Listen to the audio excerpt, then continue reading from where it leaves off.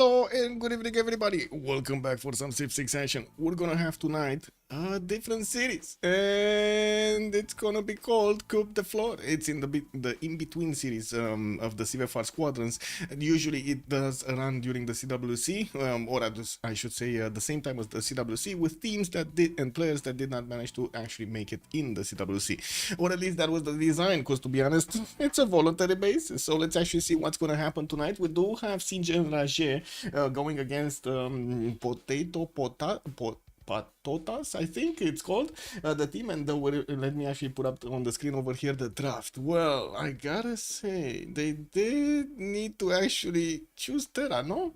Wasn't this Terra map? Wait a second, because I'm pretty sure I actually saw something over here. Dimitri, good evening, sir, and welcome. Give me a second so I can actually put it up on the screen. What does it say here?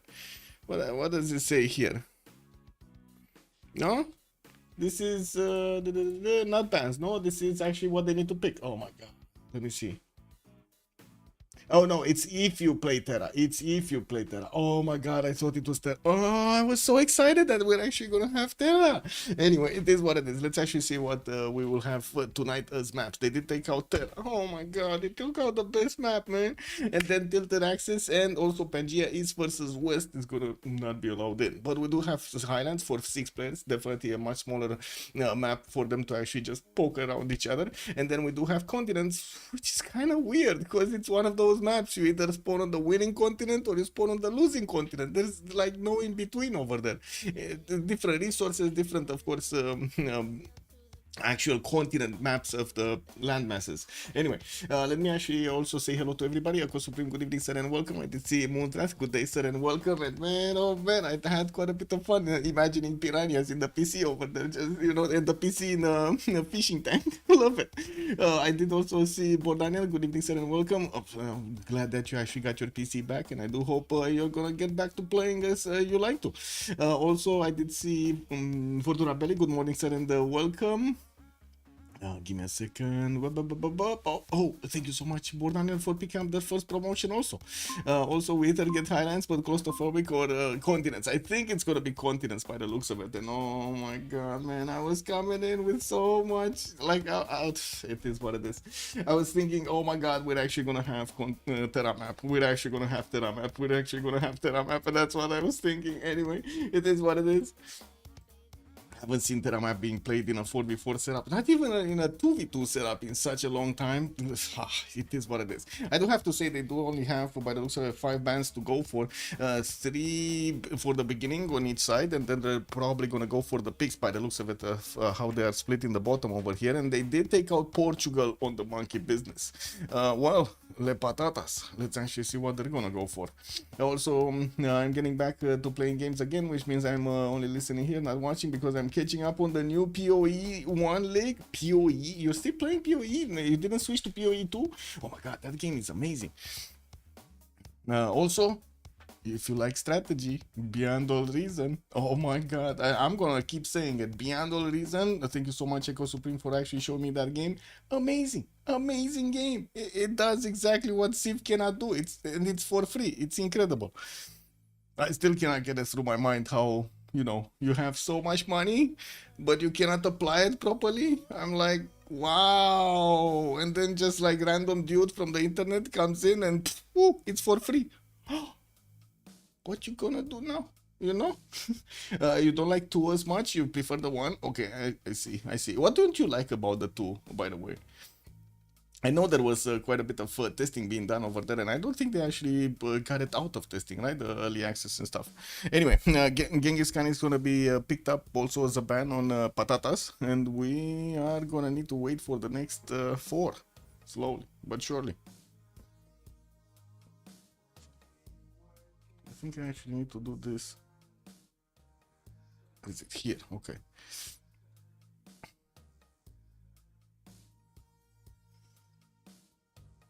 Coupe is going to be taken out. Well, I do have to say, on the continents map, we haven't really seen it in a long time.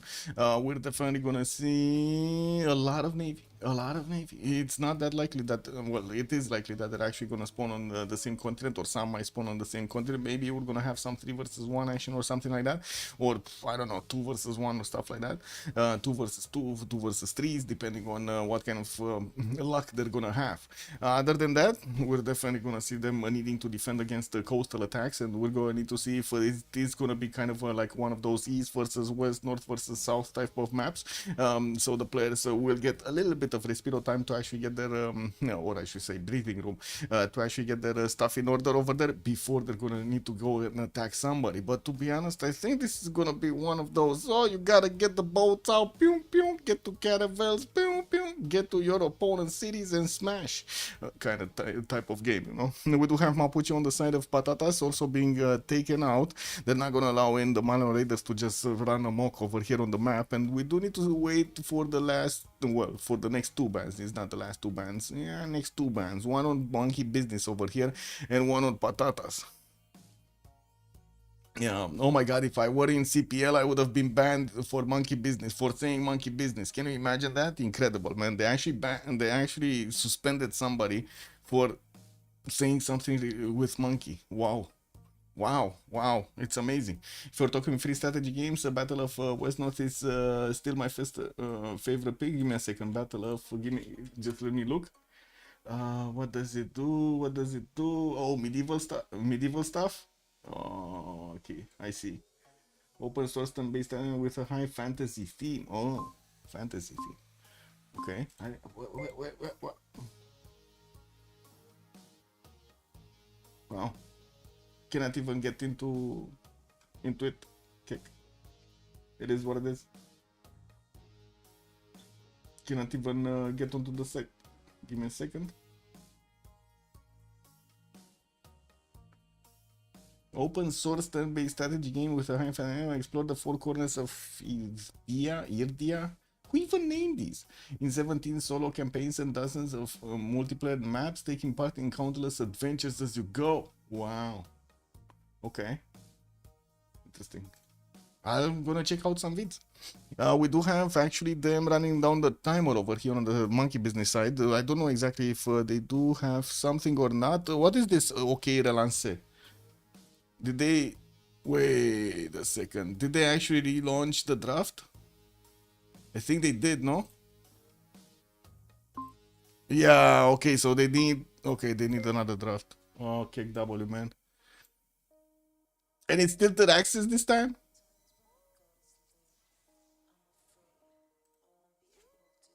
Oh, no, it's actually continents.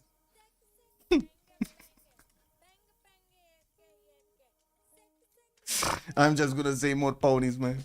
More ponies. It is what it is. Anyway, they did go through the bands really quickly here, and they did choose the same thing on the Sin Generation on the left side. They do have Portugal Coupe and also Catherine de Medici, the Black Queen. On the right side, Lotaro and the Genghis Khan. They do need to actually take out another one, and I was actually surprised that they're actually gonna, you know, only have 5 bands over there. Not that I'm against that, you know, more powerful civilizations in the game to play with. Isam dude, hello there, sir, and good evening.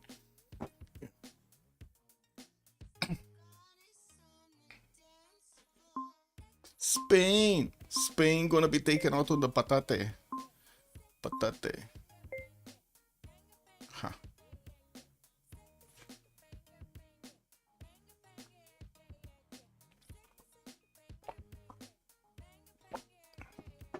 Okay, City also.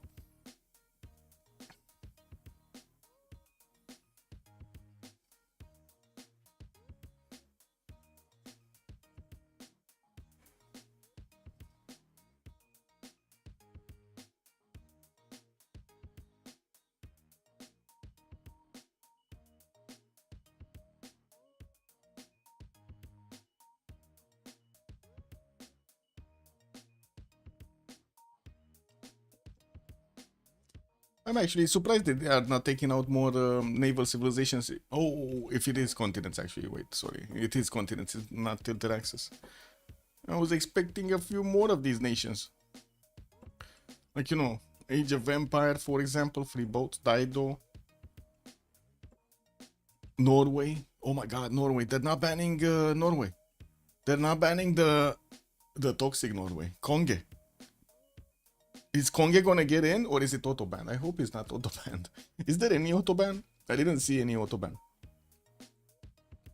What is it? Squadron Orga. 5 maps. Nothing there. Nothing here. Yeah, I don't see any bans. I don't see any auto bans actually, for that matter. I guess it is what it is. Do you know, Isam Dude, if there is any auto ban? I guess you do know, no? Basil the second also gonna be taken out Patotas, and we're gonna need to wait for the last ban over here from Singe, and it is gonna be Konge. Oh my god, they're not forgetting Konge. They're not forgetting Konge. They're not gonna allow in those long ships to actually run supreme on the map.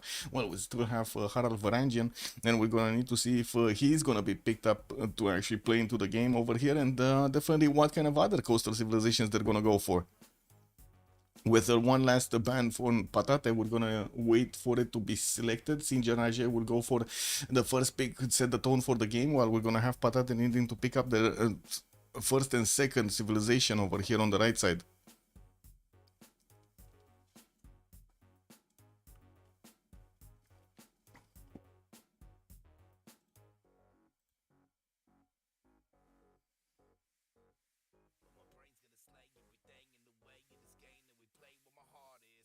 And it's gonna be Macedon.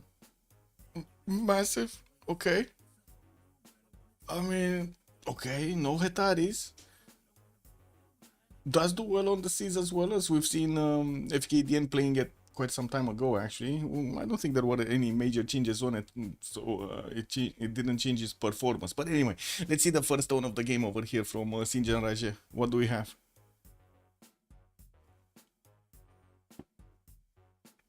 Zulu.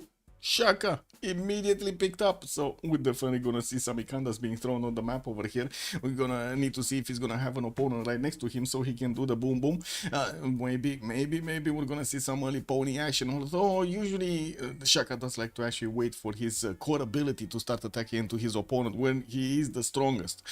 So it takes quite a bit of time to get there. We're gonna also need to see how Patata is gonna respond to this, if they're gonna try to get something directly against Shaka or try to do their own plan here. They do have 2 civilizations to pick in order, and there are still quite a few civilizations open for them that are very, very strong on the land and on the seas.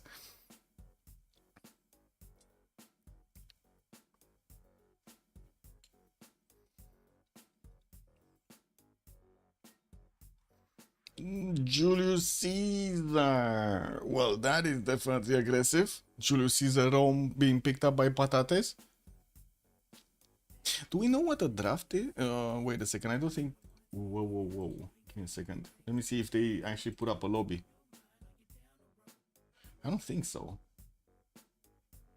But I think we can check out their members.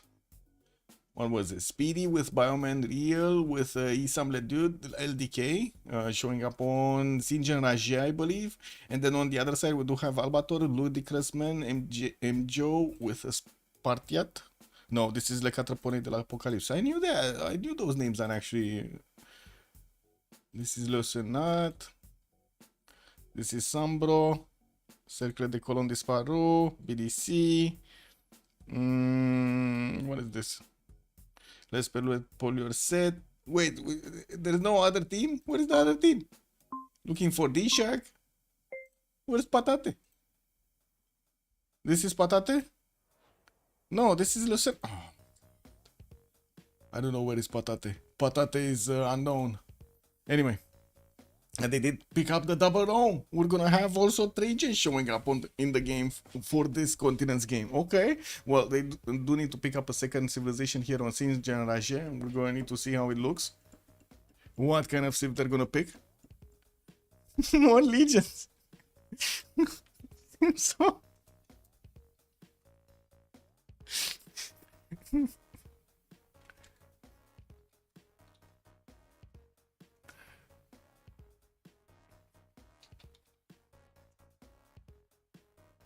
No, in before I wanted to write, but let me actually not. I don't want to actually how to say influence them in a little bit. But in before, we're actually gonna see the double Persia spam on Siege and Rajay.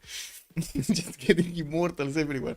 They definitely can trade punches with how to say with legions. Is the map continents? Yeah, it is continents. It is continents. They actually said it right. They needed to actually make the lobby, and I think they the CivGG draft link, and I think they just went through it really quickly, and that was it. So you know they already chose the map in the previous link. They knew about it.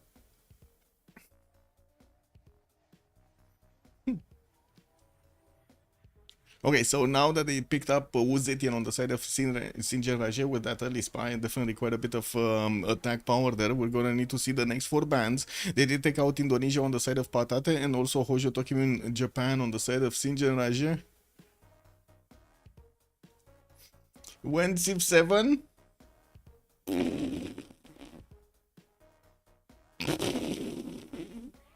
Good evening, the Bisley. I don't know about Civ7, man. I mean, it keeps going down. I don't know what you're saying. Let me actually refresh this. Ooh, 6,600 players, man. That must be a new record. Yeah, and yes, I still keep this window open. It's been open for 3 months now. I don't know what to tell you, man. This is what it is.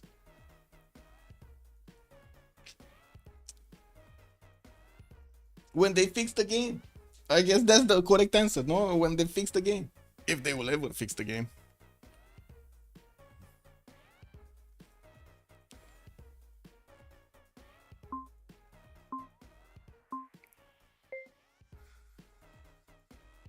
What did they go? Vicky! Wait, Vicky Cash? Ooh, Cash Vicky. Well, it's gonna be Age of Steam. Oh, Age of Empire, sorry, Age of Empire. Okay, Age of Empire. Vicky, Age of Empire. Gonna be banned, not pick. Gonna be banned. And we do have one last ban on the side of Sinjar Raje.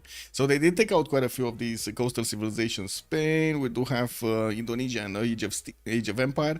On the other side, Portugal with Coupe. Conge also got taken out. Japan got taken out.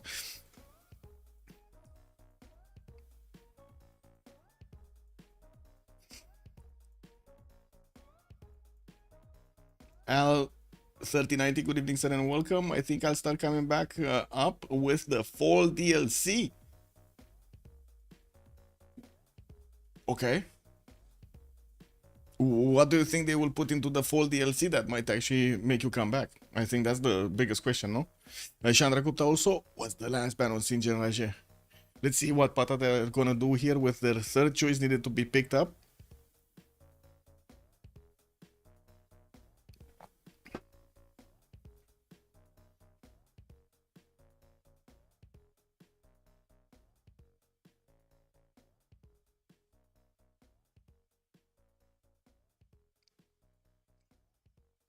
Elizabeth the First, actually the first nation that would be coastal here on the Patates side. We do need to see if Sinj and Raja are gonna go for one of these coastal nations also. There still are quite a few of them. I mean, we do have what, Age of Steam. We got Dido still available, right? They didn't ban it. Yeah, Dido is still available. Eleanor of Aquitaine, England. I don't think they want to go for something like niche, like Australia, for example. I don't think that's a bit too much. It's a bit too much. Harald Varangian also would be available for them. And Age of Steam is showing up as considered and locked in by Sinjar Raje. So finally, they do have one of these naval civilizations to trade punches with Elizabeth I. While we do need to see their also fourth pick here. Definitely a good question. It will probably look like the last one, but I'm assuming they'll have a big patch alongside it. I mean, I've been assuming they actually will make a good game, Al 3090. I guess you see the result of me assuming, no? Just say, man, be careful, bro. Don't build up your dreams that much. Doesn't seem like they have what they need. I do see also Cyrus gonna be chosen on the side of Raje, so one of the Persians are walking into the game here, while we do need to see on the Patata side what are they gonna put alongside the two Romes and of course Elizabeth I here.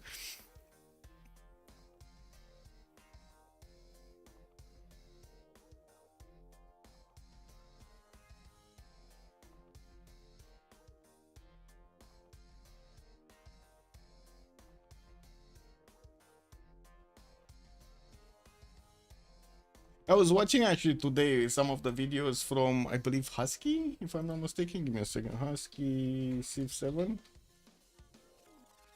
He has been doing the emotional Husky civilization stories. Do you guys know this guy? Pretty good. Pretty good. Much better than others that I've seen content creators when talking about Civ7. A much more balanced approach. But where was it? Where was it?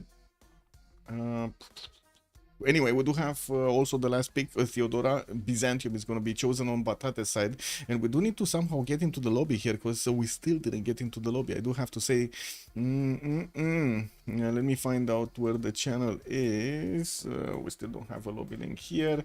Maybe we do have a lobby link here. Give me a sec. No, still no lobby link. Any lobby links?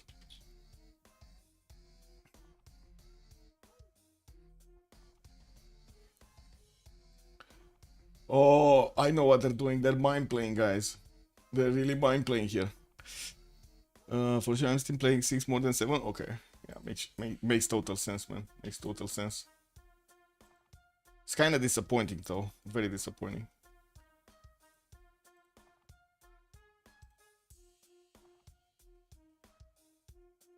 Oh yeah, yeah. He put out emotional husky. Give me a second. Emotional husky put out a video. This one. Let me see. Let me share it here. There we go.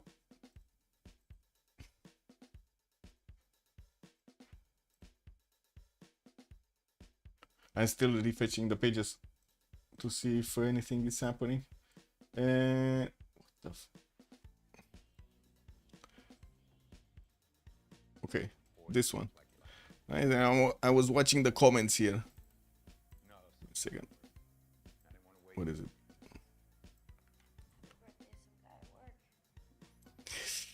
Phyrexis continues to beat around the bush when it comes to Civ switching. It's super unpopular for most of the player base as a whole, and until that gets addressed, then all they're doing is wasting everybody's time and money. A lot of money. Internally, they clearly haven't reached the break glass in case of emergency moment.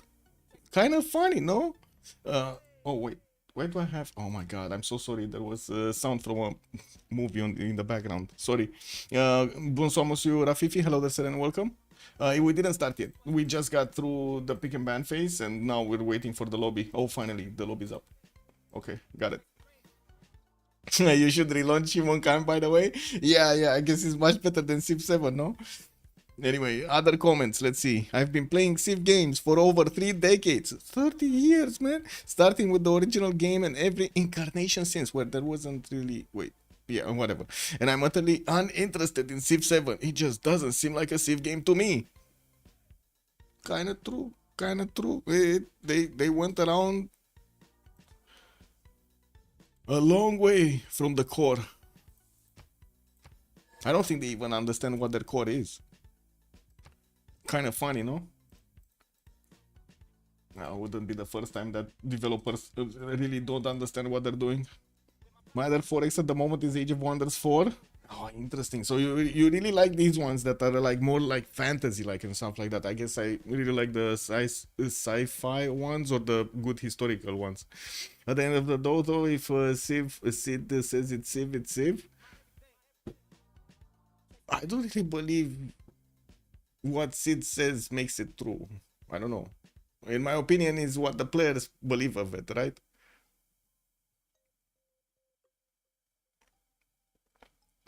If the player says shit, it is shit. Whatever Sid thinks. Yeah, Civ 8, man. Civ 8. Let's go, Civ 8. Delete everything in Civ 7. Yeah.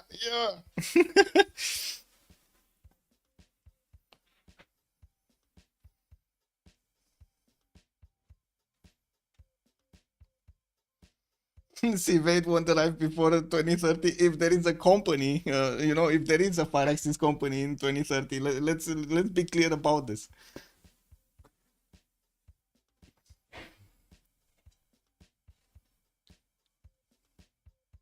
Yeah.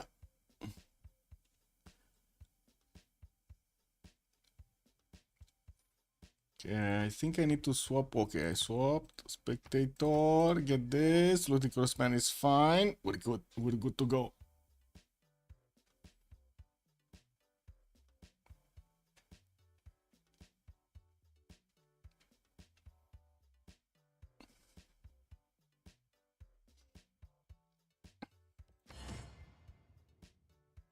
Okay, so they're getting into the correct slots, and we can actually take a look soon which one is on team 1 and which one is on team 2 here.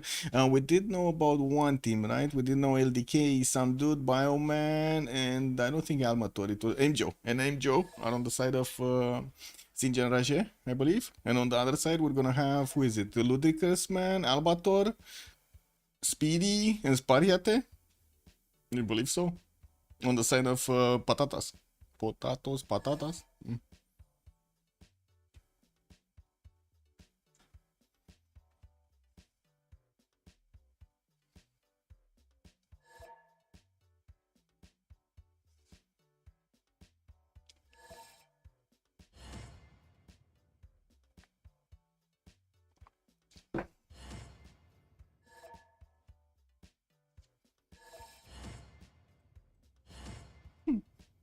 Speedy Clown.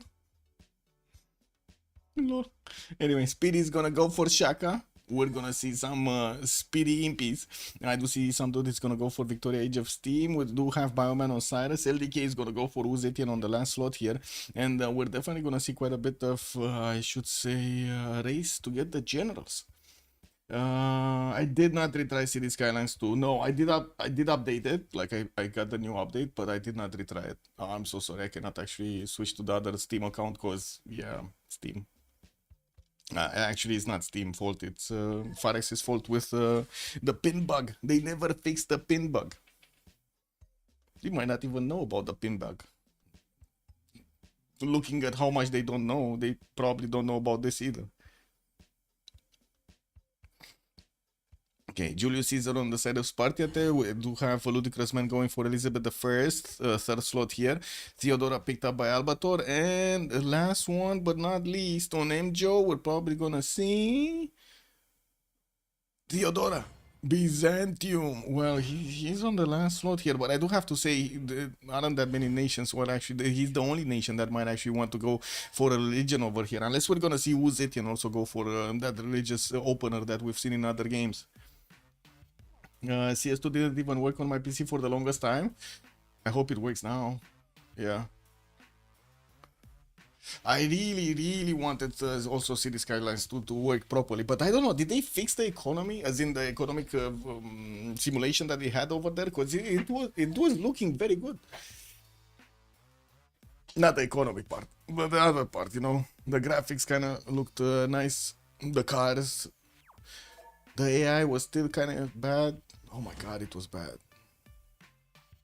The cars, the car AI, or whatever you call it. Okay, so everybody's getting in through. We're gonna need to see the last one, Ludicrous Man, ready up, and we're gonna get in. For me, it was that it crashed with Intel Arc GPUs. Oh, they didn't have any kind of support for the Intel GPUs. Oh, that's why. I see. How are you faring, by the way, with Intel Arc? I don't think I actually know anybody like from my close proximity friends that have Intel Arcs. Most of them do have the NVIDIA part, like the NVIDIA GPUs. How do you like compare it? I guess you had before an NVIDIA GPU or something else, or an AMD. How does it compare? Okay, so loading into the first map, let's actually get going the prediction for how many D-maps are we gonna have. It's probably the same thing, so we're gonna have 2 tokens, 1 on each side, 10 minutes as a submission period, and let's get it going. There we go. I just put it up. Now, pretty much everyone must go for religion, or Theodora team wins. Probably wins in any case. Eco Supreme is putting out quite a prediction over here in the chat. I see what you're doing. You want to make people vote the other way, huh?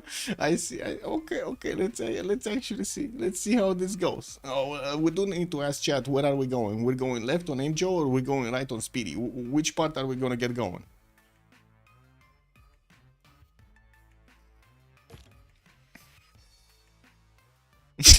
Remember when I said it's the winning continent or the losing continent?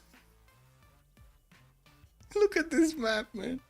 Just look at this map. I'm just gonna put it up on the screen here. Just look at the map. What is this continent on the right side, man? What is this little tiny speck of land?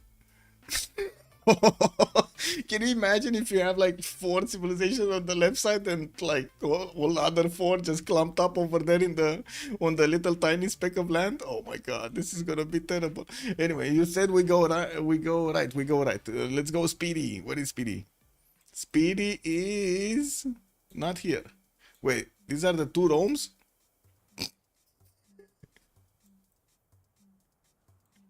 Okay, Rome free simming, guys. Okay, we do have Elizabeth here, Pasagarde there, Constantinople there, Shendu. Where is Shaka? Oh, Shaka is. They're so close to each other. They're mean distance. Guys, 6 civilizations on a single continent. I think Potato has a problem. I really believe Potato has a problem. Don't you think Potato has a problem? So they have Ludicrous Man that's gonna be on the seas over here to the northwest against all other 4 civilizations. Anyway, now let's take a look. Ulundi is gonna go for Giant Causeway on the left side. Oh my god, this is gonna be beautiful for him. Can definitely settle over there. It won't have the fresh water, but I'm pretty sure it's fine. We do have him also with geothermal fishes to get the extra adjacency towards his campuses. And from what I do notice, he's gonna have a cattle settle to the right side. And I'm actually curious if he's gonna try to fit 2 cities. Can you even fit 2 cities here? I don't think so. No, this is kind of it. No, it is what it is. Now, south, it's probably gonna be a no-go for him to actually settle on the coast, so he will go north. Now, he does have an opponent in the northeast. Byzantium is going to be one of his opponents. He does have also an opponent over here. No, this is Bioman, this is Cyrus. Oh my god, they can eat Constantinople up. Gobble it up from the beginning of the game. I think we're going to see triple encampment opener here. I kind of feel it in my bones, bro. Do you feel it? Do you feel it in your bones? What is the only 1 CS on the left? Only 1 CS on the left. This one, Armagh. I mean, this is a powerful city-state, what can I say? What is that, South America? You just saw it, Monstrat? Man, I don't know if they're gonna keep this map. I think they're gonna realize they're all on the left content. Also, Al was saying, I've not had any issues with my 770 other than some games that didn't support it at first. It's really good. I had upgraded from a 1660 Ti. The 16 VR is really strength. Nice, nice. Glad it works. That's an anorexic South America. Microsoft Forex that is sold at minus 50% currently. It has to be. It has been fast. Okay. Anyway, now let's take a look here. We do have London also on the coast on the left side, which does have an opportunity to go against the north Ludicrous Man. And we're going to need to see if we're also going to have, of course, the Roman nations join the coast over here on the right side, so they can get some boats out to fight the Londonese nation. Isandur is also going to get Galapagos Islands, second island settled, no problem over here northwest, with some fresh water as well, because, you know, that's the way. Anyway, we do have him also with banana cities towards the northeast that are inland. Unfortunately, he's not going to get to actually use them properly for the harbors, nor is he actually going to get the opportunity to put down his relevant harbors, dockyards. I mean, we do have also Cyrus in the middle of the western continent. He's getting his scouts out. He did already meet Byzantium, and from what I do notice, also Zulu is sending one of his scouts towards the eastern side, so we might actually see Constantinople getting bullied from an early stage of the game here.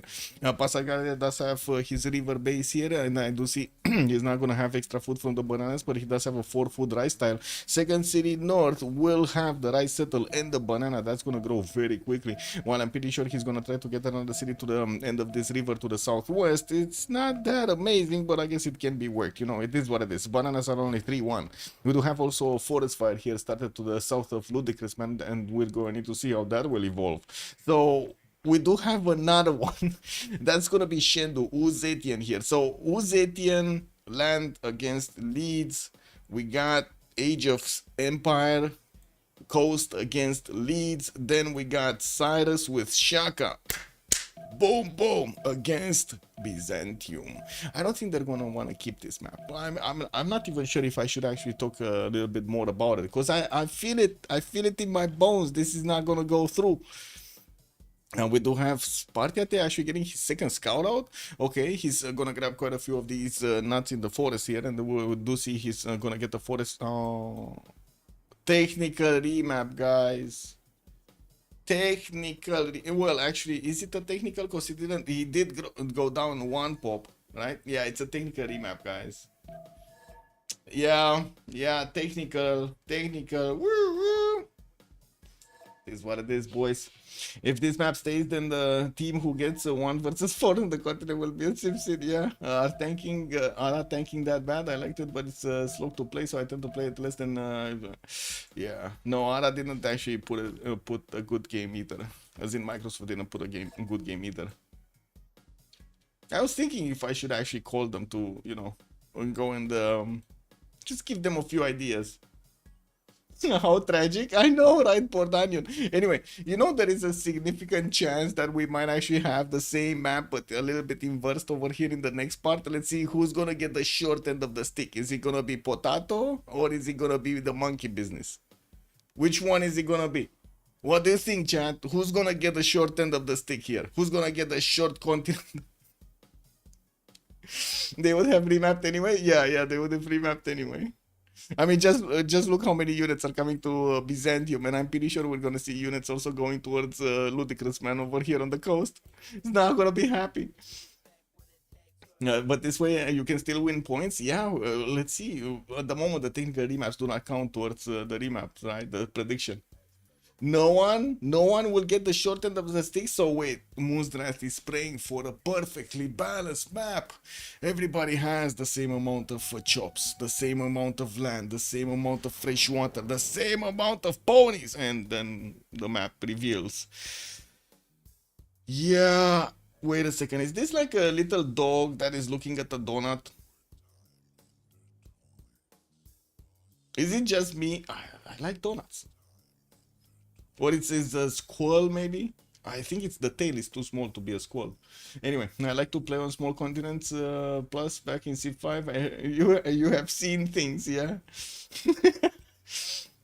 Right again? We go right again? We're going for speedy. Okay, let us wait for them to actually load, and we're gonna start switching.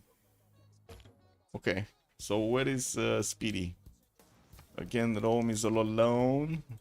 Oh no, China versus Rome. Okay, we're gonna have some boom boom going around on. Oh my god. Island spawn Rome, guys. Trajan Island spawn. We got Ulundi here that is going to be close to Constantinople, and of course he's going to trade punches with him. Looks like also we're going to have London that is going to be to his southeast and can set up coastal trade routes if need be, actually with a settle that he has on the fresh water here on the eastern side of his border. It's not even going to be contested that much because he has England in the north, and I think actually it's much easier to go against England and just let Byzantium be for a while. We do have him also benefiting from some 3-2 bananas in the capital, has May settle to the northwest, and of course this May settle on the eastern side, has a few mountains to give him the extra adjacency, and definitely can set up defense over here against whatever Theodora can throw at him. A bit of a side note over here, Theodora really wants to spread his religion somewhere, right, to get the taxes straight. He doesn't have an ally anywhere. Like, nowhere. Nowhere. What do you mean it's a 10? It's a 10? Okay, well, I guess we're going to need to see if it's a 10. And we do need to also take a look at Victoria here on the coast. He's going to get his +4 Royal Navy dockyard. And from what I do see, second settle next to some bananas in the northern side. A city state to take out Volan in the same seas in the Indian Ocean over here. That's going to be pretty good for him. It is close to Cyrus, which is going to be one of his allies again. So again, we do have possible 2 nations to go against 1 with no means of counterattack. So I think again Patotas actually drew the short stick. Is it just me? I think it's Patotas that do the short stick. Donut continent on east, leg continent on the west. Yeah, kind of looks like. Man, you say leg continent? This looks like a Robocop land. Look at that, man. It's kind of big, man. It has a big boot over here. Yeah, kind of big. And it's also crushing something. I don't know what, but it's crushing something. Anyway, Maybe he's kicking a ball and, you know, kicking up some dirt at the same time. Anyway, we do have Cyrus here that is also going to get some 2-2s around. Looks like second city on the gypsum tile southeast is going to also give him a +3 campus if he wants to. Can Foro settle his opponent towards the west?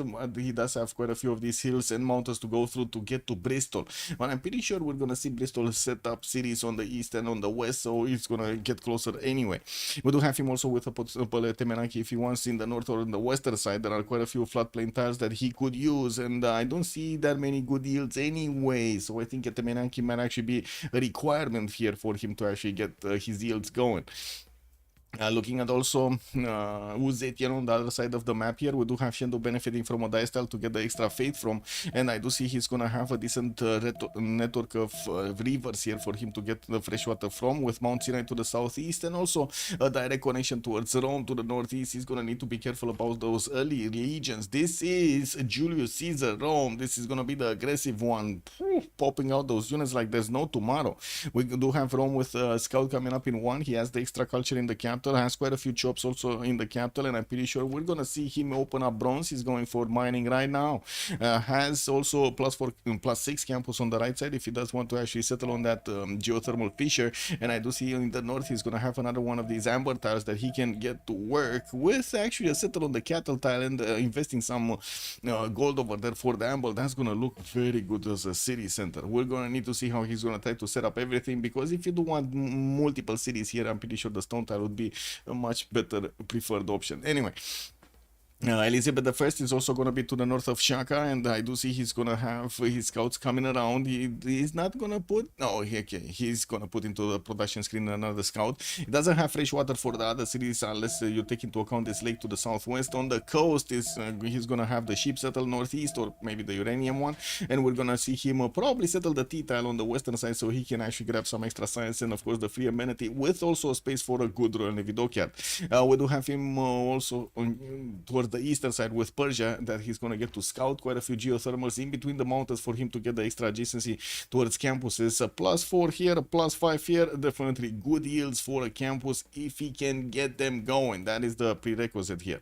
And we do need to see also Rome island settle with a pretty good Paititi to the north. He can how to say, he can definitely settle next to it on the coast over there, and I'm pretty sure he's going to be happy just trying to settle as many cities on this island as possible. Doesn't have a target, so he's all alone on an island and there is no target to go against. No target. Zero.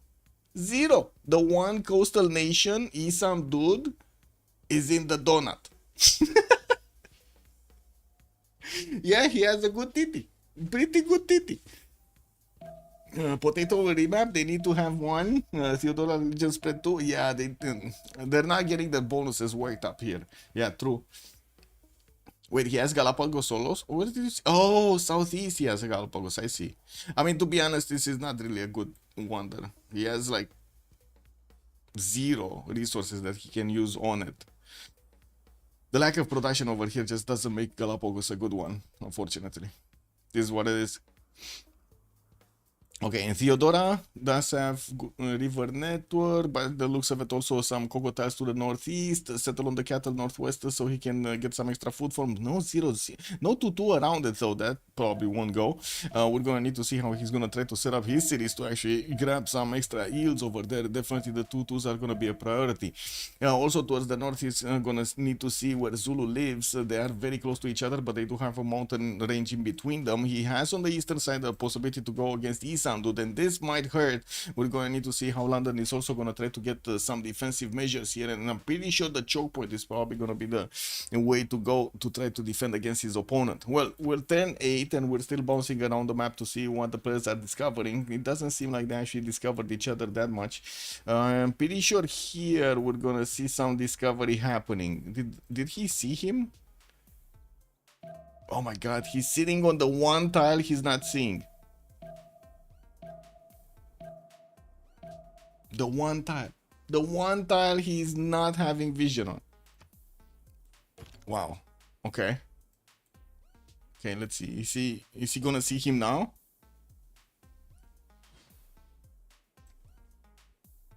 Yep, he saw him. LDK got exposed. Yeah, I mean, you know, he took it slow over there. Wanted to reach for the banana and got exposed. This is what it is.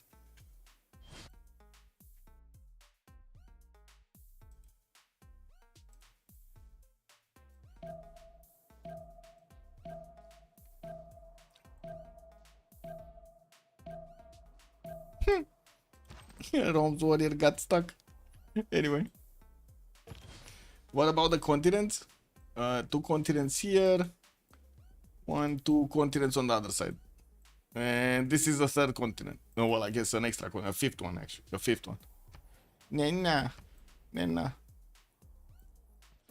Is it Nena or is it Nenya? Or is it Nena? How do you even pronounce this? Nena.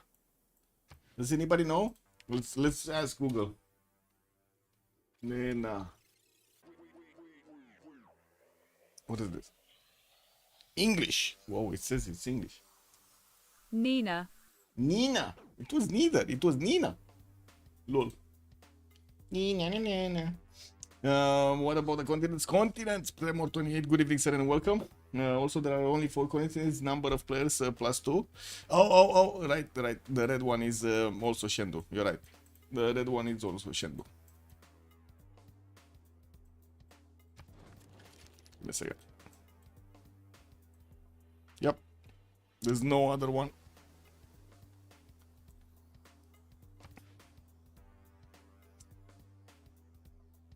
It says Nina. Nina is German. Well, I mean, I don't know. Google Translate is saying it's English. Let's see. German. Nina. Same pronunciation, no? Nina? It's with an I, not an E. Nina. Nina. Well, it's actually a little bit longer of an I. And we do have a remap. It looks like Potato remaps. Potato uses the remap token. The 99 love balloons. Then a special character letter E. I see.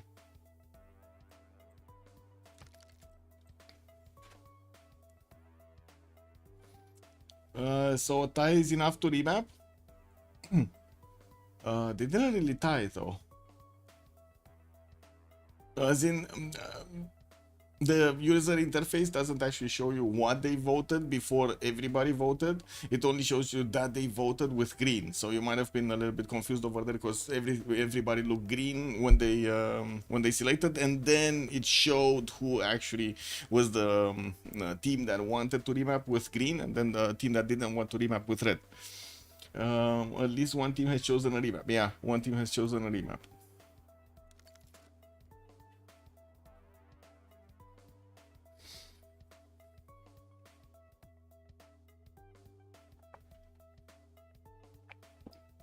Yep.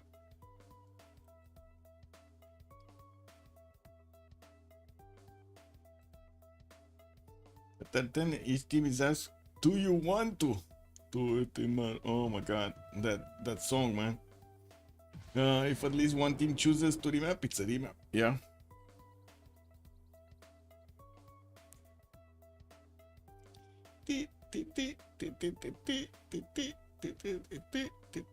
Well, this is a much better spread out continent landmass. Who's the unlucky? No, nobody. Okay, there's the city state. Is there anybody unlucky here? Oh my god, guys, we got no island settles. That means everybody's gonna get stuck on either the western continent or the eastern continent. Oh, we go left this time, so we're gonna talk about the MJO first. Okay, let's see him. Where is MJO? Oh my god, look how close they are. It's amazing. On the other side, okay, Constantinople, free sim with Elizabeth. No, he's gonna be trading punches with Zulu in the north, but to be honest, with Elizabeth next to him, he at least does have one nation that he can actually convert his religion and get an extra +2 taxes trade. He does have also Sahar de Uyuni towards the south, so he can grab some extra gold points and science points. And from what I do notice in the north, he's gonna have some of these spice tiles with the dice tiles. I do see also Zulu is gonna be past at the end of this river, and I'm pretty sure they're gonna meet each other quite quickly. We do have him with a decent amount of shops, and from what I do see also fresh water on the eastern side. It's gonna be nice, not only with the lake but also another river.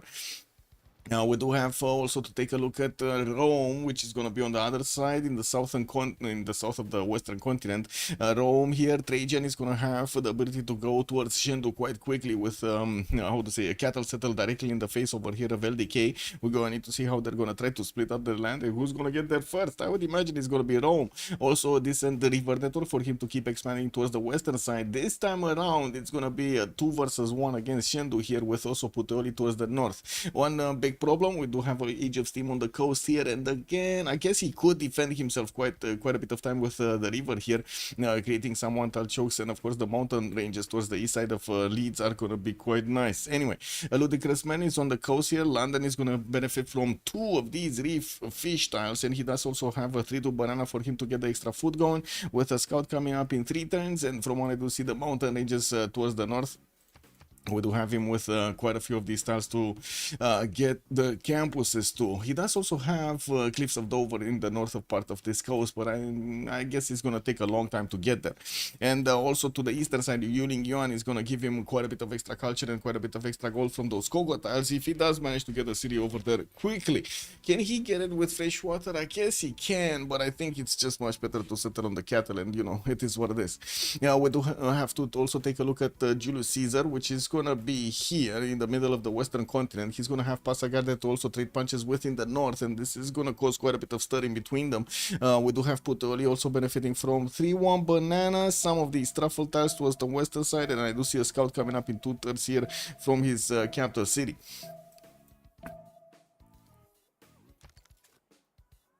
Well, next up, Uzetian. Uzetian has a decent amount of land towards the eastern side, towards the backline here to actually go and settle, and I do see some interesting settles. The 2-2 base towards the southeast, where he does have some truffles and quite a few forest chops and the stone chops, while yes, he also has the opportunity to follow settle Rome. I don't think he's going to be the first one to get there. Could settle the lake though, and we'll need to see if he's going to grab that city first before Rome can get the stone settle, or of course the cattle settle to block this lake settle.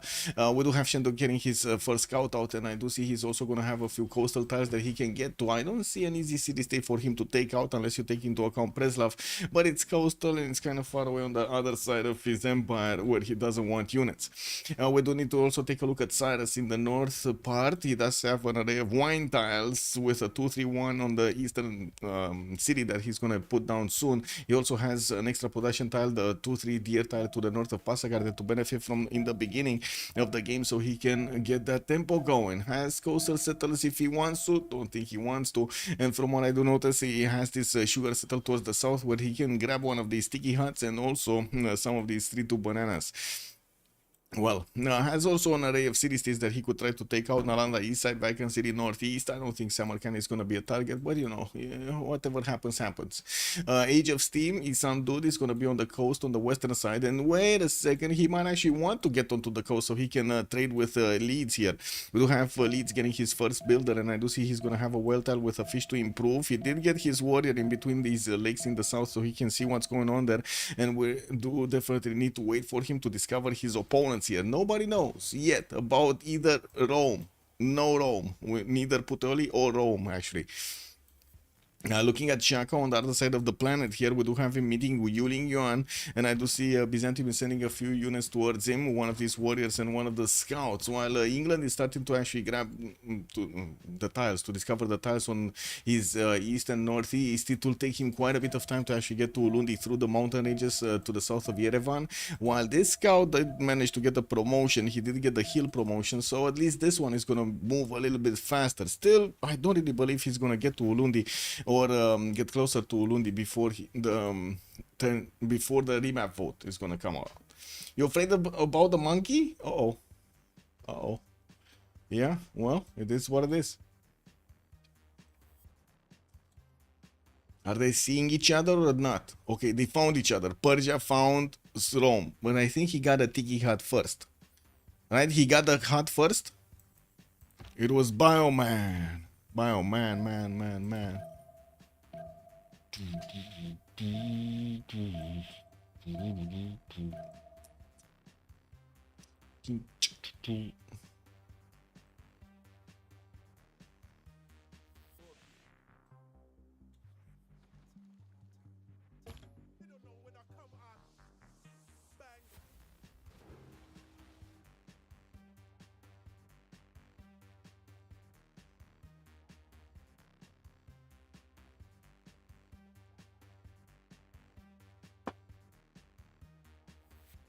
Well, we do need to give them quite a bit of time here to actually get going. Everybody's making their settlers and trying to get a vision over each other. Rome got discovered by China. He's also going to discover Albator City of Rome, the other Trajan towards the south. England is starting to improve his coastal resources. We do have Passagarde also getting his settler out. I don't see a new unit. He did manage to get 2 scouts and of course his initial warrior. While he's going to pop some of these tiki huts, we're going to see if he's going to get some things out of it. Looks like Ludicrous Man is going to choose to go southeast with his initial settle here. And we do have another 2 settles for Ulundi to get to. Wait, they chose to remap? Okay, they chose to remap immediately, so it is what it is. 2 remaps, guys. Shure, good evening, sir, and welcome. Doesn't have a lot of room to expand. Rome should be able to be contained through in a 3 versus 2, while Zulu should be fine. Yeah, but they chose to remap this. And let's see what the next map will bring. This is the last map. The last and final map that they actually need to play on. You guys nailed it. 2 remaps was actually the most voted. You guys nailed it. Amazing.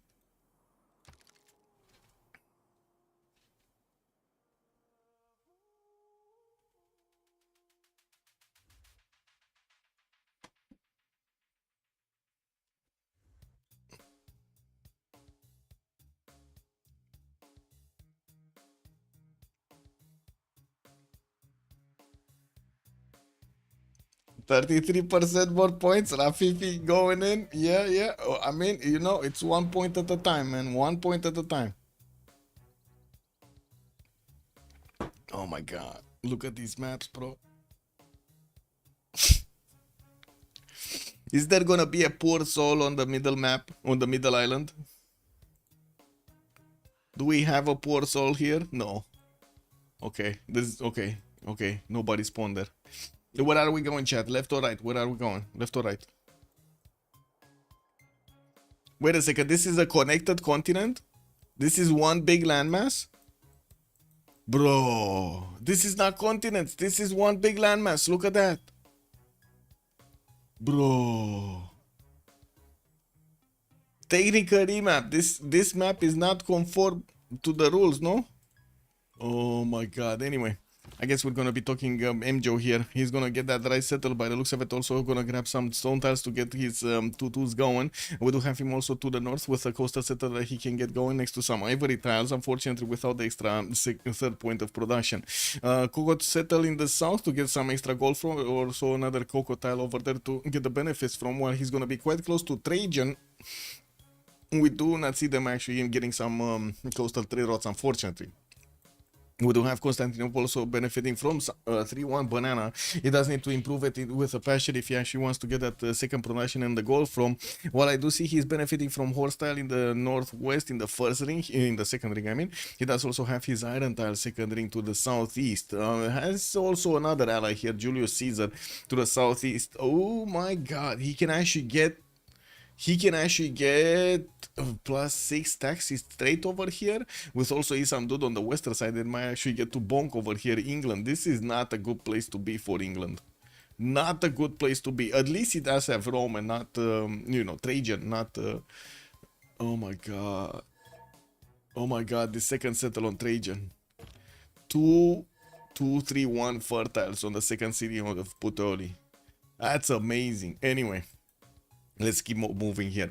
We do have Rome, Puteoli getting his scout out in 2 turns, and from what I do see, that northern city is going to be amazing with a 2-2 base and also grabbing a 2-3-1 fertile from the beginning. Can definitely grab the second one and keep on getting cities on the west. He does have the river network that is going to allow him to deploy his cities towards London, and from what I do notice, quite a bit of territory here in the southeast to also get going. East side, yes, another ally here, Byzantium, that he's going to get to split his land with. War style in the second ring from Puteoli. Also, same thing can be said about the iron tile southwest. While he does have some mountains to give him the extra adjacency towards campuses, he definitely needs to get the bronze working going for the rainforest chops. And we do have also ludicrous mans. From what I do see, benefiting from a 2-3 deer tile. He does have his horse tile in the first ring of his capital, while I do not see him on the coast benefiting from that much fresh water. Well, we do have Armagh here that he can take out with a few boats from the beginning. A pretty good Paititi also to the southeast, from what I do see from Sheffield, could actually get it on the lake, either on the ship tile to the north to grab the 3-1 base, or and of course grab the other tiles with the extra gold and the culture from the wonder, while I'm pretty sure he's also gonna try to get some inlands over here on the bananas to the northeast in between those mountains. Doesn't seem like the north is gonna be that good. He does have Uzetian past this one tile checkpoint, but to be honest, I think Uzetian here is gonna be much more interested in fighting off Rome, Sparta than actually anything else. Rome, Spartiate. Now we do have also his iron tile in the second ring southeast of Sheffield, while he's pumping out his scouts there. China, no, Julius Caesar we need to talk about. Rome is gonna grab some coffee tiles from the beginning, also a dice tile. The coffee doesn't benefit from the extra production, but the dice tile does, and we're gonna see him with a pretty fast pantheon. He does have the ability to actually force settle his opponent here, China, to the northeast, and we're gonna need to see if he's gonna go as far as the tobacco tile or a little bit closer for safety, while we definitely will see him also settle a few cities on the western side. Could set up coastal trade routes with Theodora if he wants to, through the lake over here, the Fortile Lake. And we do have also the second scout pumping out from Rome, and we do have also China getting 3 scouts at the beginning. This is going to be quite dangerous. Wow, so many geothermals in the northwest of the Chinese city. Anyway, China here, LDK is gonna get his settled out in 5 turns, and I do see he's gonna start deploying his scouts towards the north, towards the west, and towards the south. He did actually move away from the one tile choke that he had connecting him to Elizabeth I, and the scouts are starting to move on the rivers towards the western side here, towards Spartiate. And we do have also his iron in the first ring, horses in the south in the second ring, a few of these stone chops for him to benefit from, Mount Kailash in the north to grab some extra culture points and faith points. That is also gonna give him a +6 campus. What is with these campuses, man? +6 over here, +4 over here. We do have a +4 over here in the capital because of the reef tiles and of course the I would say the mountains. A +6 in between the geothermals on the northwest. Another +4, a +4, a +4, a +4. So many +4s, man. This is everywhere. The Paititi settled to the west. So how much iron do you want? Yes, exactly. All of it. I would say all of it.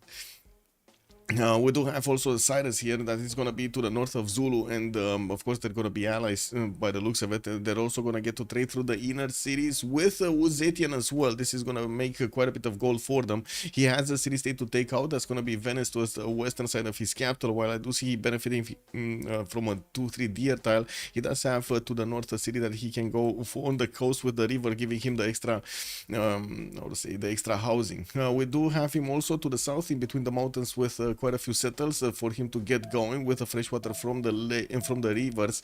I see freshwater lakes towards the northwest if he actually wants to keep expanding other than the coast. Anyway, he has his iron second ring, horses second ring, eastern side, both of them, and we're gonna need to come back to see what kind of openers he's gonna go for. I would imagine he's not actually gonna want to go for a how to say, triple encampment setup. I would imagine this is gonna go commercial setup here, or campus into the commercial. And then I say that and I watch the text and he's going sailing, and I'm like, wow, Wow, that is amazing.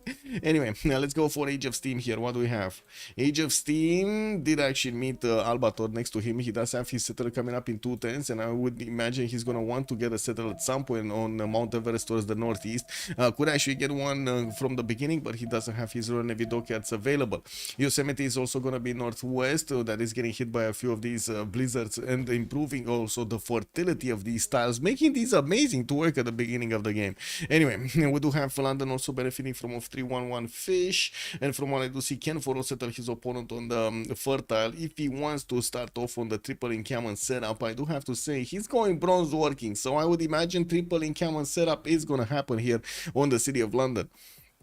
We do have him benefiting from that iron tile and horse tile in the first ring. He's buying a scout. I really like this actually to escort his settler. There was a Rome scout that is gonna cross the river and he's gonna join the fight over here on the city of London. We're gonna need to see who's gonna reign supreme. Isandur is doing the same here to Rome, and it's putting a settler scout directly in the face of his settler. We're gonna need to see if these guys are actually gonna, you know, be aggressive against each other or not, because this would be the best settle, by the way, to the north for Rome, and he's giving it up because he doesn't have a, yeah, okay, I guess it is what it is. He doesn't have an escort, right? He couldn't get there. Pair with a government plaza and multiple cities. If not that, then Otto Civ6. Okay, equals 2, not even 1 Civ6 equals 2. I see. We do not want another New York City instant. What is that? Do we agree, chat? Do we agree? Wait, what is that? What is that? I don't know what the New York City NYC incident is. Anyway, I do think we actually need to keep on moving, no? Let's take a look. We were on Puteoli, we were on London, I believe, right? Isandur. We need to check out Speedy. What do we have here? Ulundi moving towards Lake Victoria as his first settler by the looks of it. He can actually grab the stone tile for a 2-2 base, and from what I do see, he also has an array of gypsum tiles around his initial settle for those quarries. We're going to need to see if he's actually going to try to get something done here. He has his T-tile settled to the western side, also could keep on going towards Paititi to try to grab that settle, while he did already discover England. Looks like they're fighting each other with the scouts over here. Man, they're just sending their cats against each other here. Anyway, we do have Ulundi also benefiting from a horse in the first ring, with the iron tile in the second ring to the southwest, while I do see his settler moving towards that iron tile. Well, that's gonna be something. Multiple +6 campuses with such perfectly placed geothermal sites. He placed a new... that one. Oh my god, that one. That incident right there. Oh my god, yes, I remember that one. The worst placement of a city center like ever, bro. Oh my god, I remember that one. I don't think it's gonna happen this time around. You know, like, fingers crossed it's not gonna happen this time. China going north, guys. He's going north. Where is he settling? He's okay, he's going Mount Kailash. I would imagine he's gonna want to cross the river on the right side. Okay, he's going Mount Kailash, +6 campus over there as well. That's gonna be fine. He has another +5, right, on this 2-1 with the geothermal and the reef tile, but it's gonna be quite expensive from the city of Dogo. Unmod Dogo. Wait, is this dog mode on? This is translating into dog mode on, right? Well, we do have a lot of people going for bronze working, so I would say actually it's kind of pony mode on. Let's actually see if we're gonna see some of these legions coming out from Spartiate. He is moving from the western side with his settler directly in the face of China, and we do have him getting another settler in 410s. He did grab a Pantheon. That's gonna be God of War and Plunder, giving him a few points over there for those great generals from the encampment. Will be +6 if he places a commercial. True. Well. More Pantheons? No, Byzantium is starting to get his holy sites done. He actually settled next to the Coco tiles, didn't want to grab it directly, didn't want to actually spend another turn there, and from what I do see, it's gonna take a while to actually finish everything here. We do have also second city Liverpool being settled right in the face of his opponent, grabbing the 2-3-1 fertile, not yet grabbing the Mount Everest tiles, but I'm pretty sure another city is gonna get there. And we do have another settler coming up in 410s, and I do see Rome is just keeping an eye on the city of London, you know, just in case there are some beers falling over there that need to be taken care of. He's gonna be there. Albator is gonna be there and gonna grab them all by the, how do you even call it, handle. What did you think I'm gonna say? Oh my god, chat. What did you think I'm gonna say? Anyway, we do have in the southeast of Puteoli also another city being established by Albator. He is getting another settler in 2 turns, and I'm pretty sure the north needs to actually be taken care of. The scout actually went unscathed over here towards the south of Puteoli, and from what I do notice, we'll keep on scouting. We do also see Shaka did manage to get that city on Lake Victoria. To the north, Persia did manage to get the city patron goddess as a pantheon, and is putting down a city center towards the south, towards towards Zulu. Unfortunately, well, not gonna be any coastal interaction here anytime soon. Okay, eastern side. So, first campus coming around, but that's only a +2 campus.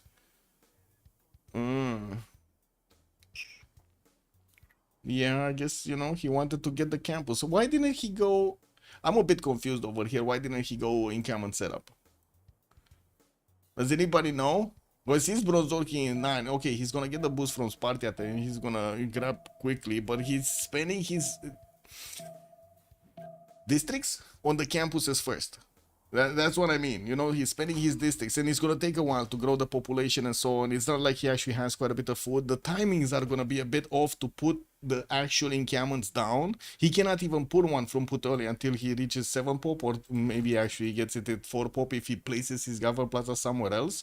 There's going to be some sacrifices happening here. In some form or another, there's going to be some. Don't tell me he didn't scout the north.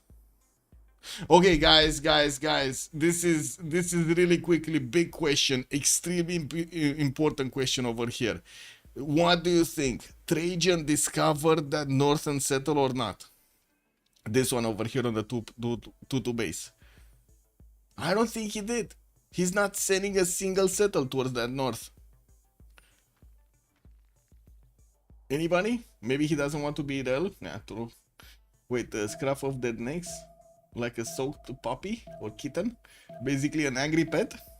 Ooh. Yeah, aggressive drone plays. He wants to block England first. Okay, man, I'm telling you, he didn't discover the best tiles he had, bro. Like, look at this. He doesn't know about the best setter that he has around him. The fertiles are still in the fog of war. He doesn't know about either of them.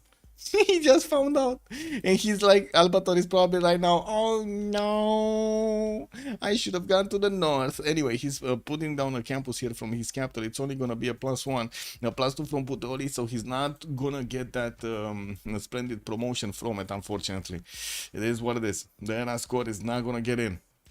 Manchester also sending another settler towards the north, towards China. I do see Manchester and Stockholm are probably going to get their commercials going. Celestial Navigation, sorry, the harbors going. Celestial Navigation coming up in 17 turns. He does need to get the builder, and that's what he's going, so he can improve the fish tile and probably the amber tile here in the southern city. Has the city state to also take out, so I would imagine we're going to see a few boats. There is a possibility that Armagh, of course, we're going to strike back Ludicrous and man the city. Not yet though. Not yet. It takes time to actually build up, everything. And wait, do I see this properly? We got like 3 warriors from Rome and 1 has a level 1 promotion. Oh my god, these are gonna be some fast legions, guys. We got him, he just finished bronze working. Okay, he needs to put down his encampments here. And he's the one with God of War and Plunder, so he's gonna definitely get quite a few extra general points. England should learn quickly how to swim and cross the seas. Yeah, just throw them in the seas, no? See what happens. They either learn to swim or they die. I mean, that's how it was when I started learning swimming. It was one of my I guess family, friends or something, relatives. I was what was it, 8 years old or something like that, 9 years old, I don't even remember, like I was young, and I had those the things you put on your arms to keep you afloat with just the arms. I don't know how to call them. I guess wings. I guess you can call them wings. It was funny. It was quite fun. And then my relative just took them off and threw me into the pool. You learn to swim or you die. It's that simple. Yeah, it's that simple, no? I did see this at one of the water clubs, or I would say the swimming clubs. Just the same, exactly, just the same. Actually, with much deeper water, it was, it was a bit dangerous there. I guess it is what it is, man. Anyway, encampment started off from Rome, and I do see also China is getting his encampments going.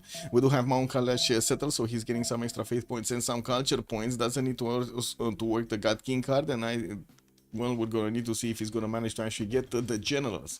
We do not have anybody actually making generals right now. In the Great Prophet screen, Byzantium is getting 4 Great Prophets, and I do see if Fadlan is available for the merchant screen.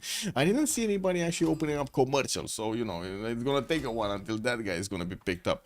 We do have also China trying to slow down the encampment finishing here in the capital city of Rome in Spartiates, so he doesn't let his opponent get the upper hand. He did chop his own encampment here, shaving off 2 turns at least from that build queue, while we do have Chengdu also getting another encampment here in 2 turns. The third city of China is going to be placed on the sheep tile, which is going to actually require quite a bit of extra gold to get going. His 2-2 tiles are far away in the second rings. Has some spice tiles over there. Yeah, has some fish in the water that he could try to improve here, and of course we're going to need to see if he's going to do it or not.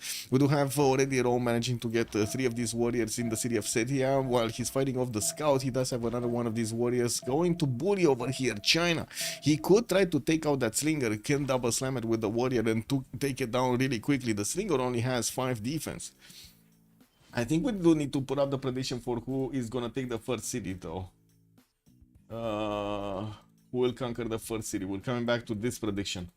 Is it gonna be the monkey business? Or is it gonna be potato? Potato!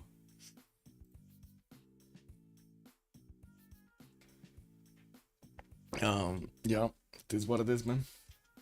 Oh, let me see also. Dimitri, good evening, sir, on YouTube. Also, the Mythals, good evening, sir, on YouTube. City State are like, see ya, we're around. Yeah, also the tiny continent with the 1 CS looks like a turtle swimming south.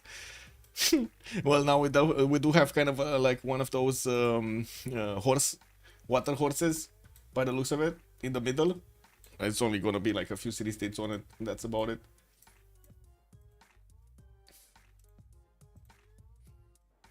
Okay, encampment training projects coming up from Chengdu. I would imagine also Rome is gonna want to get them going after he's gonna finish his encampment. He's actually slowing it down. That's dangerous, bro. In this setup, we do have also Zulus putting down his 2 Ikandas, so we'll start to make his general points, and we're gonna need to see if he's gonna want to get a general. I'm pretty sure he does want to get one, because he does have to the western side Ludicrous Man to go against. Also quite a few settlers to go towards him. We do have the England setup also with encampment trading project finishing up in London next turn. I do see another encampment from Liverpool in 4, while we do have Preston getting a trader here in 4 turns also.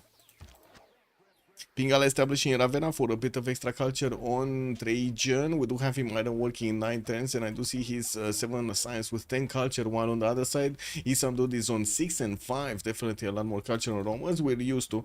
We're going to need to see if we're going to have over here the generals started to pick up. Albator is putting down an encampment, which is, again, quite late. It is quite late to actually put down an encampment. Rome is also making some of these scientist points for maybe a pickup on Hypatia. We're going to need to see if he's actually going to withstand the attack of his opponent here or not with a general, because I right now I'm feeling that we might not see Albator manage to get a general. God of the Forge available as a pantheon for Rome, Trajan. I do see God of Craftsman also available for England. He's going to need to start improving his resources, especially the strategic resources that he's gonna get some extra production from. Theodora also went for the Divine Spark, and he does have his 2 holy sites finished. We're gonna soon see what kind of religion is he gonna pick up. His third city is coming up from Constantinople next turn, and I do see he did manage to get irrigation. He's starting to improve a few of his plantations here for those extra points and of gold and production and whatever he's getting. Persia City Patron Goddess as a Pantheon, 40% off the first district in a city center. I would imagine he should go Celestial Navigation. He's going for it 10 times to go for, even though he did have Ifadlan on the merchant screen. He does want to actually be competitive when it comes to the coast, because you know, you never know when you need to go against an opponent, which he doesn't have anywhere. Like if he wants to go against an opponent, maybe here he can get a connection city, maybe. Ugh, that's kind of icky. Oh guys, I'm sorry, we got some noise pollution from the outside. I don't know, man. China also did manage to finish his first project. England finished his first project. Zulu's working on 2 points a turn, and we do have him with a project getting 110 over here in the city of Ulundi. Oh no, he's gonna finish archery and he's gonna 210 this project. Ew. Zulu did go for religious settlements as a pantheon, getting more production towards his settlers, not to mention also grabbing more tiles whenever he's gonna settle a city. Has his monuments coming around, the third Ikanda also finishing in Umgunduluvu, and he's gonna go for Liang capital for the extra food and production on each of these resource tiles, which is not bad actually. He does have 1, 2, 3, 4, 5, 6, 7, 8, 9, 10, 11 resources in the city center. Not bad. 3 turns encampment. Do we have any encampment finish here? No. Like not even a single encampment finished on Arbator. Forest fire next to Liverpool. Gonna increase all of that fertility here. Oh my god, this is gonna look amazing on Liverpool. And he's also gonna grab that encampment training project. And look at this, man. He did finish it. Amazing. He actually finished it. So China is gonna grab the first general. That's gonna be Burika. Zulu's probably gonna grab the next one. England is probably 1 turn away from also grabbing his. Yeah, 1 turn away from also grabbing his. He doesn't have a builder to actually try to project this anymore. And we do need to see also this Rome, Spartiate, still finishing his encampment next turn. Uh-oh. I think they're just not gonna have generals. Anyone choosing Johannesburg? What do we have? Johannesburg is here. Not yet. Also, Shure, Rome building encampments, Wu building encampments projects. Anyone but Trajan not starting encampments? Yeah, basically.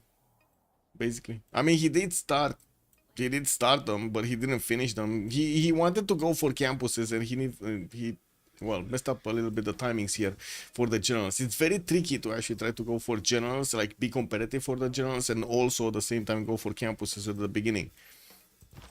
We do have also Isandu with a oh my god, he's even forcing Ravenna to get a warrior instead of oh, this is worse.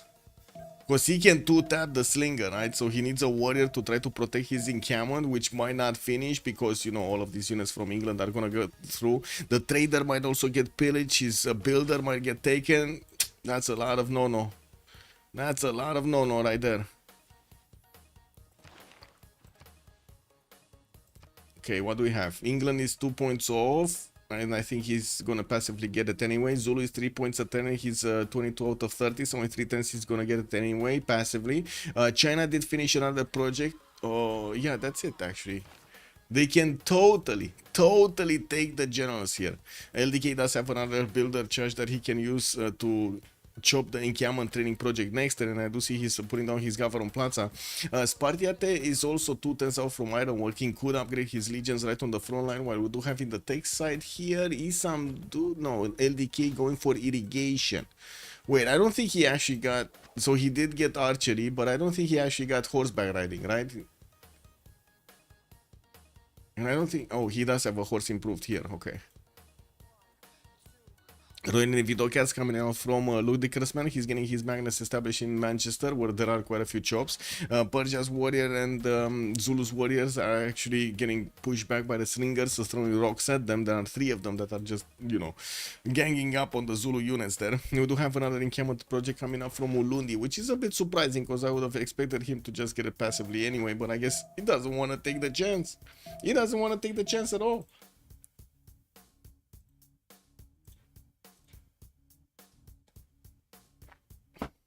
Did you guys see that Game, Broken Arrow.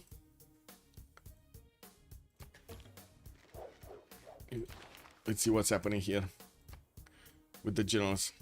Oh, okay, no, nothing actually. Newton, nothing happened. 2 turns for an encounter. I mean, this is kind of late, no? This is very late. 2 turns for an encounter training project coming up from Rome. Whew. Moksha establishing over there. We do have 1 turn for the second encounter to finish from Setia and another one from Ostia. While we do already have China with 2 generals right next to him.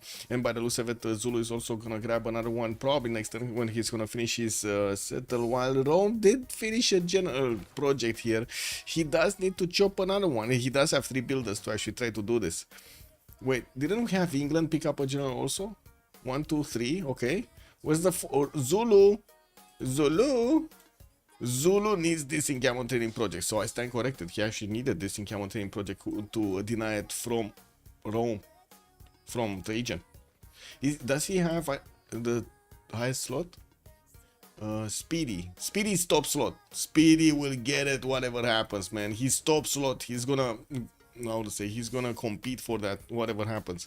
Is the wait a second, Sparta they could actually chop 2 of these, right? But is that enough production for the encampment training pro? It's only 6. Oh, this hurts. This hurts, man. He chopped 2 times just to not get it. He got it. Wait, he finished it and Zulu's gonna get it. Oh my god, he didn't even make, with the project, guys, with the project, Rome didn't even make enough points to get there, to be competitive. He didn't get to 30, he was 28 out of 30. Oh, this game, man, this game, it kind of looks like monkey business is doing monkey business.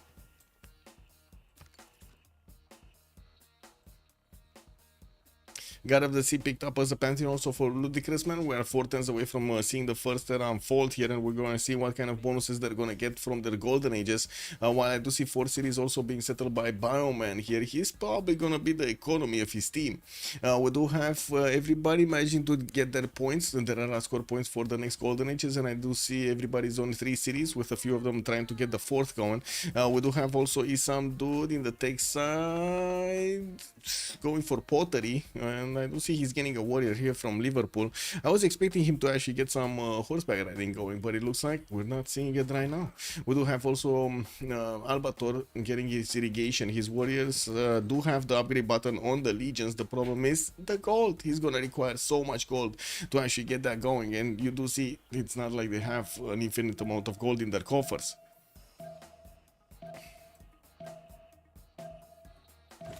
Zulu fighting off scouts here. England is probably gonna take this one. We do have him getting another wave of builders, and from what I do see, I guess he's fine. He's gonna need to keep improving his resources here.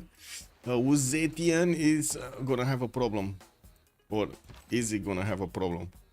Because again, the same thing happens, right? They have the iron, but the legions are so expensive, they just don't have the gold for them. Look how much they have gold for 2 legions right now. Where is Uzetian on the tech side? Writing first and getting in 1 political philosophy. Still no classical unit in production. We don't know even if he did manage to discover his horseback riding. At least we do know he has a passion improved, and I do see he's gonna get a monument from the capital. Now, while we do have Sparta with the upgrade button on the legions, he needs the gold from his teammates, and they do also need to kind of settle who's gonna get the gold between them, because they kind of need to focus somewhere. It's either going to be one Rome, Trajan Rome, or is it going to be the other Rome? It's going to be Julius Caesar Rome. Which one? Which one? Was it the last? Yes, it was the last general of the era. Got picked up. There we go. 4 of them. 2 on Uzetian, 1 on England, and 1 on Zulu. All in the same team. And the next one is going to be Timur, but it's only going to give bonus points to medieval and Renaissance era land units. So, you know, he's not really specialized with the barbarians from the beginning of the game. I think it's going to be, or I should say, I was thinking Julius is probably going to be the first one to upgrade his legions. But I don't see him upgrading his legions. And the more they're actually slowing this down, the more chances China is going to have to pick it up. Yeah, he can attack England. He goes right and south and east and new. Goes right and south and east and new. What? Huh? Oh, you mean like this? I mean, that's so far away, man. That's like on the other side of the map, no? He needs to go all the way around. I don't know, that's kind of weird. It's a long way.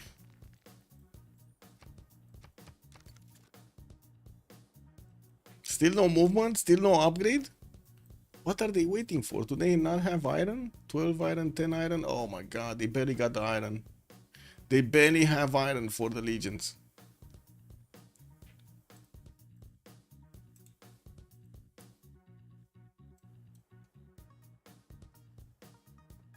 Well, Isam dude is also gonna need to get his improvements going, and I do see his brothers are getting out to improve the iron and the horses. Well, we do have also barracks coming up in Ravenna in the cities of Trajan's encampments. While I do see finally Byzantium did get a religion, Judaism, with choral music for the shrines and temples to provide him the culture equal to the intrinsic faith output. He's also gonna get tithe over here for the +2 gold for each city following the religion.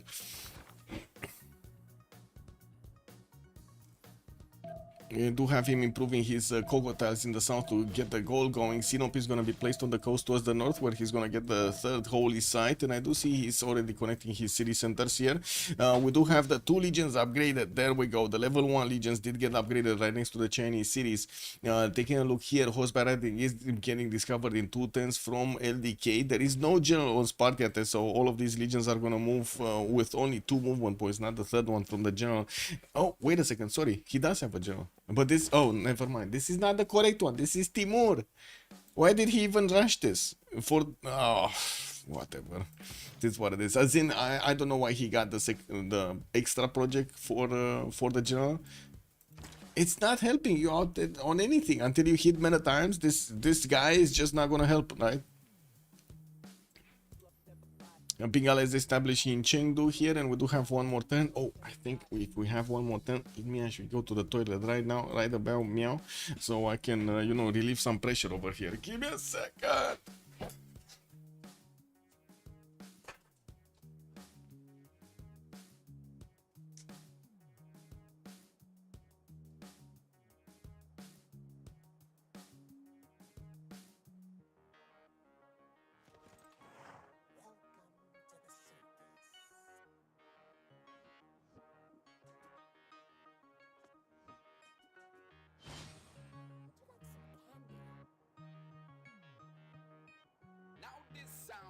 For the people who call out.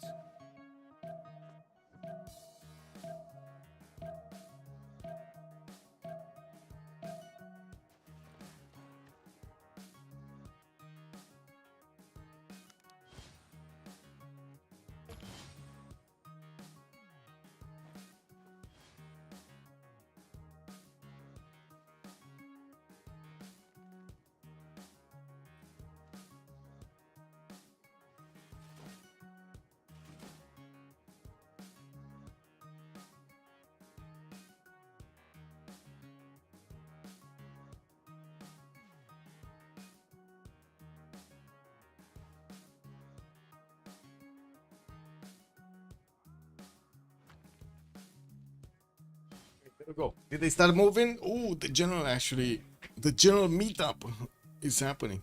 We do have, of course, the horses starting to come around from the Chinese cities, and one of these campuses, the +6, is getting finished next turn in Chengdu. Now we do need to see from the left to the right what kind of bonuses they picked up.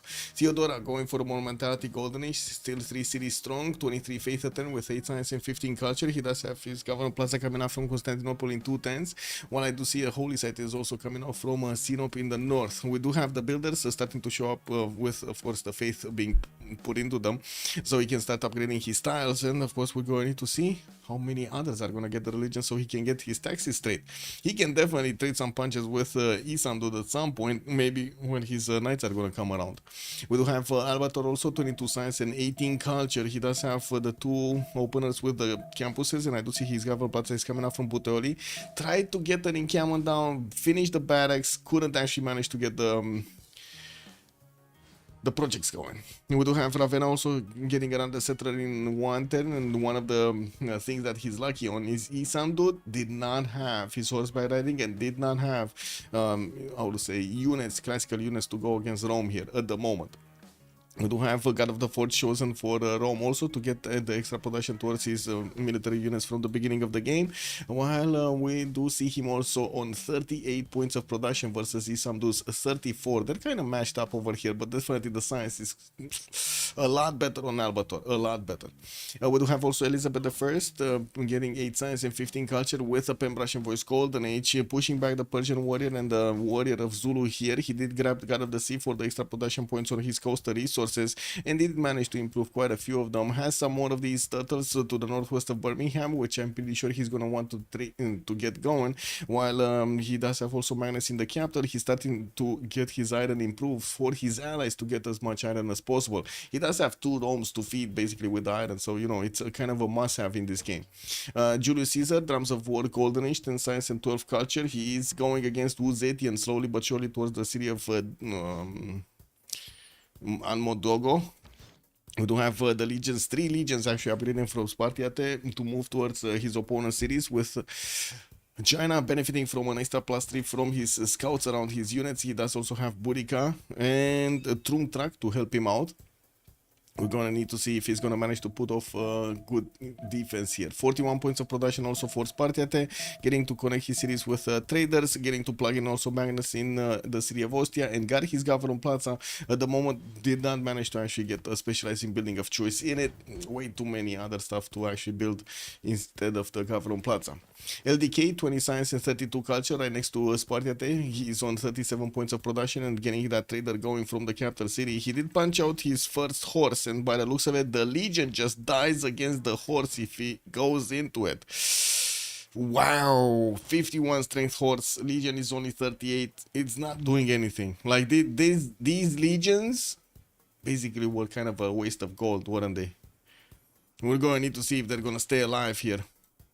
Anyway, LDK is gonna get another horse from Chengdu, and from what I do notice, gonna grab another one of these +5 campuses in +6 campus, sorry, in Jiaodong, with the other campus giving him the extra adjacency. He does have at least one more city to at least actually 2 more cities that he can place into the north, but the one is gonna be good. The other one is kind of a stretch, and we do have him also with this stretch of island on the peninsula to the southeast that he can try to get something done. I do see also Bioman is 8 science and 14 culture, working on taking on Venice with his scout and his 2 galleys here next to that city center. He does have a builder that he did manage to actually grab from Venice and is bringing it back to his city centers to keep improving stuff. Got that 4th city going. Perry designed the capital for some extra culture and the gold, while I do see him also placing down his harbor so he can start working on the lighthouses to get those extra trade routes going. This is kind of late, but I guess it is better late than never. He did improve at least his horse style to give his allies some ponies over there, some of those horse resources, and he does have 52 points of production, which is the most in the game right now. Isamdut, 10 science and 18 culture. We do have him 3 cities strong, with his swordsman coming around from Liverpool getting hard build. He's starting to improve his iron tiles and did get a forest fire right next to the city of Liverpool, making these tiles amazing. 2-3-1s everywhere. Wow. Okay, that's very nice. And we do have next to him actually Albator trying to put as many of these defensive archers as possible in the forest next to the rivers, behind the rivers, so he can hold on to this defense, while we do not see yet Isamdud actually getting enough units to go on the offense. This might be just something that will happen soon. Anyway, now we do have also Speedy, 8 science and 19 culture, did manage to get his campuses going from Ungumdulov and Ondini. Started off on the Temple of Artemis from the capital city, where he did plug in Liang, got also his 4th city moving towards the western side, which from what I do see, he's gonna go for the 2-2 base next to 3 of these iron tiles in between the mountains. Well, unfortunately, he did already discover bronze working, so you know he cannot put a district there. It's fine. 43 points of production here also for Speedy, and his Temple of Artemis is gonna be 1, 2, 3, 4, 5 amenities. Temple of Artemis. Can anybody double check? 6 amenities actually with the bananas. I think 6 amenities, right? Can anybody double check this?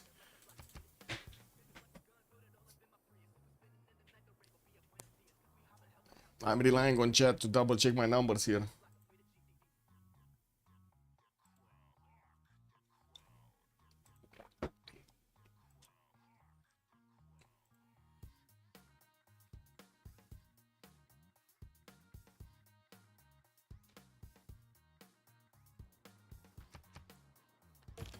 Okay, what's going on the conflict zone? Do we have a conflict zone? More horses are coming out for LDK. Sparta just has the legions, probably saw the encounter is gonna be a major defeat against the Chinese units, and he's just not gonna pass through. We do have China also getting quite an array of archers here, and from what I do see, he's training some more. Chengdu is gonna grab a builder in the north, and I don't see him actually going at the moment for his fourth city center.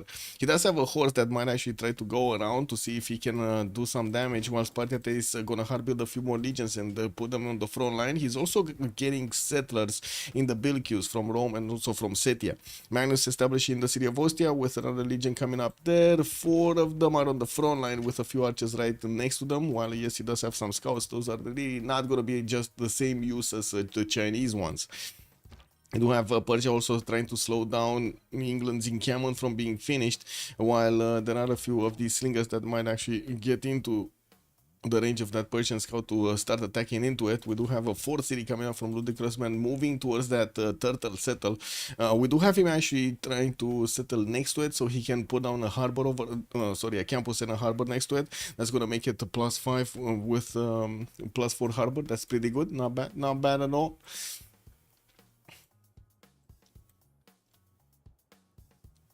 Where did he go? Pen brush and voice. Isamdo pen brush and voice. Bioman pen brush and voice. Everybody pen brush and voice. Okay. We do have Byzantium also getting his audience chamber in 3 turns from Constantinople, while he's putting production into new settlers here from Edessa and Sinop. We're probably gonna see him double his city count relatively quickly. Did convert even Rapa Nui to his own religion, and that's another subject that we need to talk about. The city centers, who has them? The city states, I mean. We do have Venice, the only city state for the trade bonuses. I do see Preslav with Kabul and Gazargamo are gonna be on the military side, while we do have Armagh with Chingati and Yerevan and Nazca available for them for the faith. This is gonna be amazing for Theodora to get as much faith patern as he wants. Hatusa with Taruga will be providing some science bonuses. I do see also Rapa Nui, the only one for the culture, while I do see Johannesburg is also gonna be the only one for production, for industry. Nobody's actually choosing it. Actually, we don't really have that many chooses anywhere. They didn't want to focus on this one at the moment. Looks like Venice won the war against Persia. The 2 galleys are very broken down in the city of Susa, and we do have also Venice's Venetian warriors moving towards that city center of Bioman. We do need to see if Bioman is going to manage to withstand the counter attack of the city center, man, the city state. Also, Tangai, good evening, sir, and welcome. Looks like a 6 to me. Yeah, this is Civ6, man. Oh, 6 amenities, 6 amenities, yes.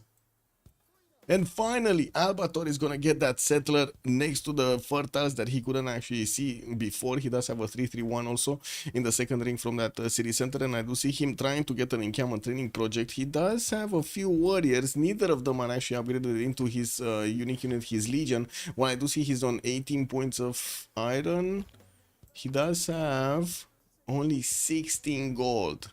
In the yields tab, we do have 20 gold a turn on MGO, Albator is 19, Ludicrous Man 26, and Sparta on 4. They definitely seem to have a decent amount of gold per turn. But I do see Isamdo is gonna start attacking soon with his swordsman. Or at least gonna try to put some pressure soon with his swordsman.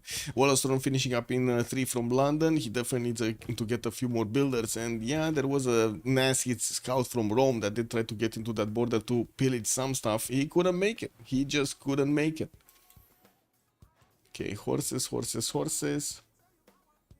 We do have more builders from Uzetian. And this LDK horse couldn't actually get here to do the damage. Could try to get the scout. I mean, you know, that's a free kill. Why not?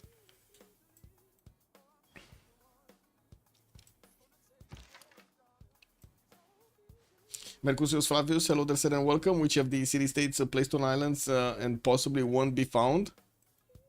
Kabul, Chinguetti are on the islands. Yerevan also, but I think Yerevan is already discovered. Yeah, already got discovered by England. I guess Kabul. Chinguetti is amazing for Theodora.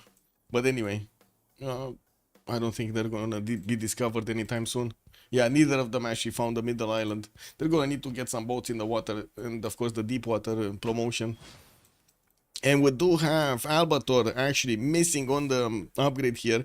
Instead of upgrading it well when that warrior was full strength, or upgrading one of these warriors that is full strength, he upgraded the legion, the warrior that got hit by the swordsman exactly as he was low HP. And now that swordsman can actually sacrifice to kill off the legion. This is gonna be extremely expensive and quite a hit over here for Albator's defense. Let's actually see if some dude is gonna move some more. Doesn't seem like he's moving some more of these. He did see what's behind all of the city of Durecortor, and he knows there aren't that many units. And another warrior. Man, this swordsman over here did so much damage. The legion, if the legion wants to attack into the warrior, into the swordsman, it just dies. Lol. Amazing.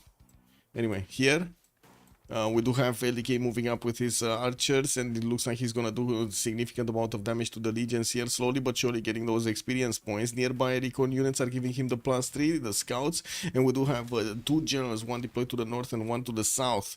Of course, what? What is this? What is this unit here? Is this another what? This is a lingering legion, no? Wow, some very bad graphical effects over here. This is what it is, man.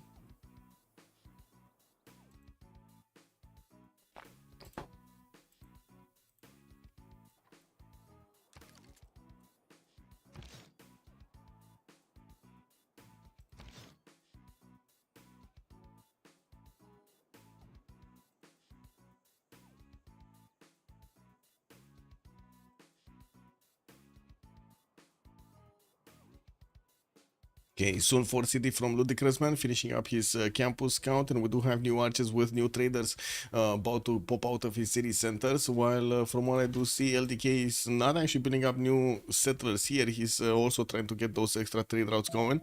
Didn't he finish one? Wow, he did actually put it in the build queues, but did not finish it from his capital city earlier on.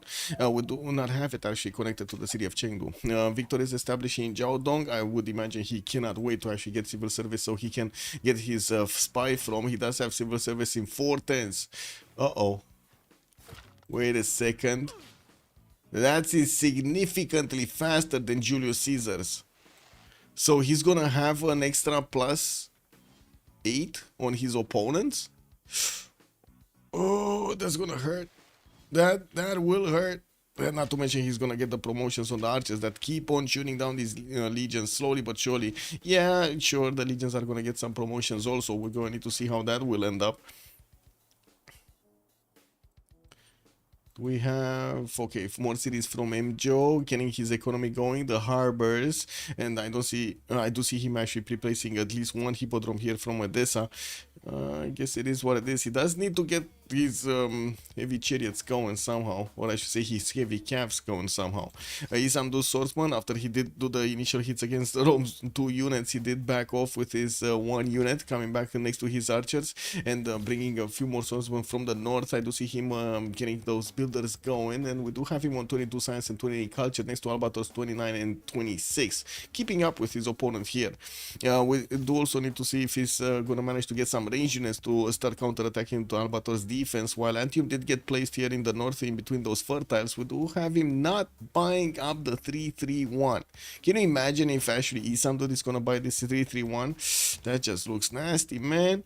We do have commercial hub investments coming out from Durecortor, and it is available for them to actually pick up the merchant Ifad land. While I did see Hypatia did get recruited by Rome, he's getting a free library in one of his districts and one of his campuses, and did manage to actually get those extra science points on each of his libraries from now on. I think this is where the action is, no? LDK, boom booming. Boom booming the legends. Come on, civil service. Is anybody else from his team gonna get civil service so quickly? Because he's so fast on this, man. He is so fast on this. Recorded history coming out from Bioman, Isamdud, Speedy. We do have 20 culture on Isamdud and Speedy, so I would imagine they're gonna be close to actually discovering silver service just at the same time as LDK, or a few turns difference. Okay, that horse did come around here, did not actually go forward. Sparta did send one of his legions towards the north. More horses coming in. And in the tech side, I do see LDK going for his apprenticeship in 210s, also opening up Silver Service in 3. We're getting Warlord's Throne in 210s from his capital city. We will probably see him getting to coursers much faster than Rome will get to many times, but I guess it does depend if he actually gets to them or not. Oh no, Julius Caesar is going engineering. With 9 science, he's going engineering, guys. He's not going many times.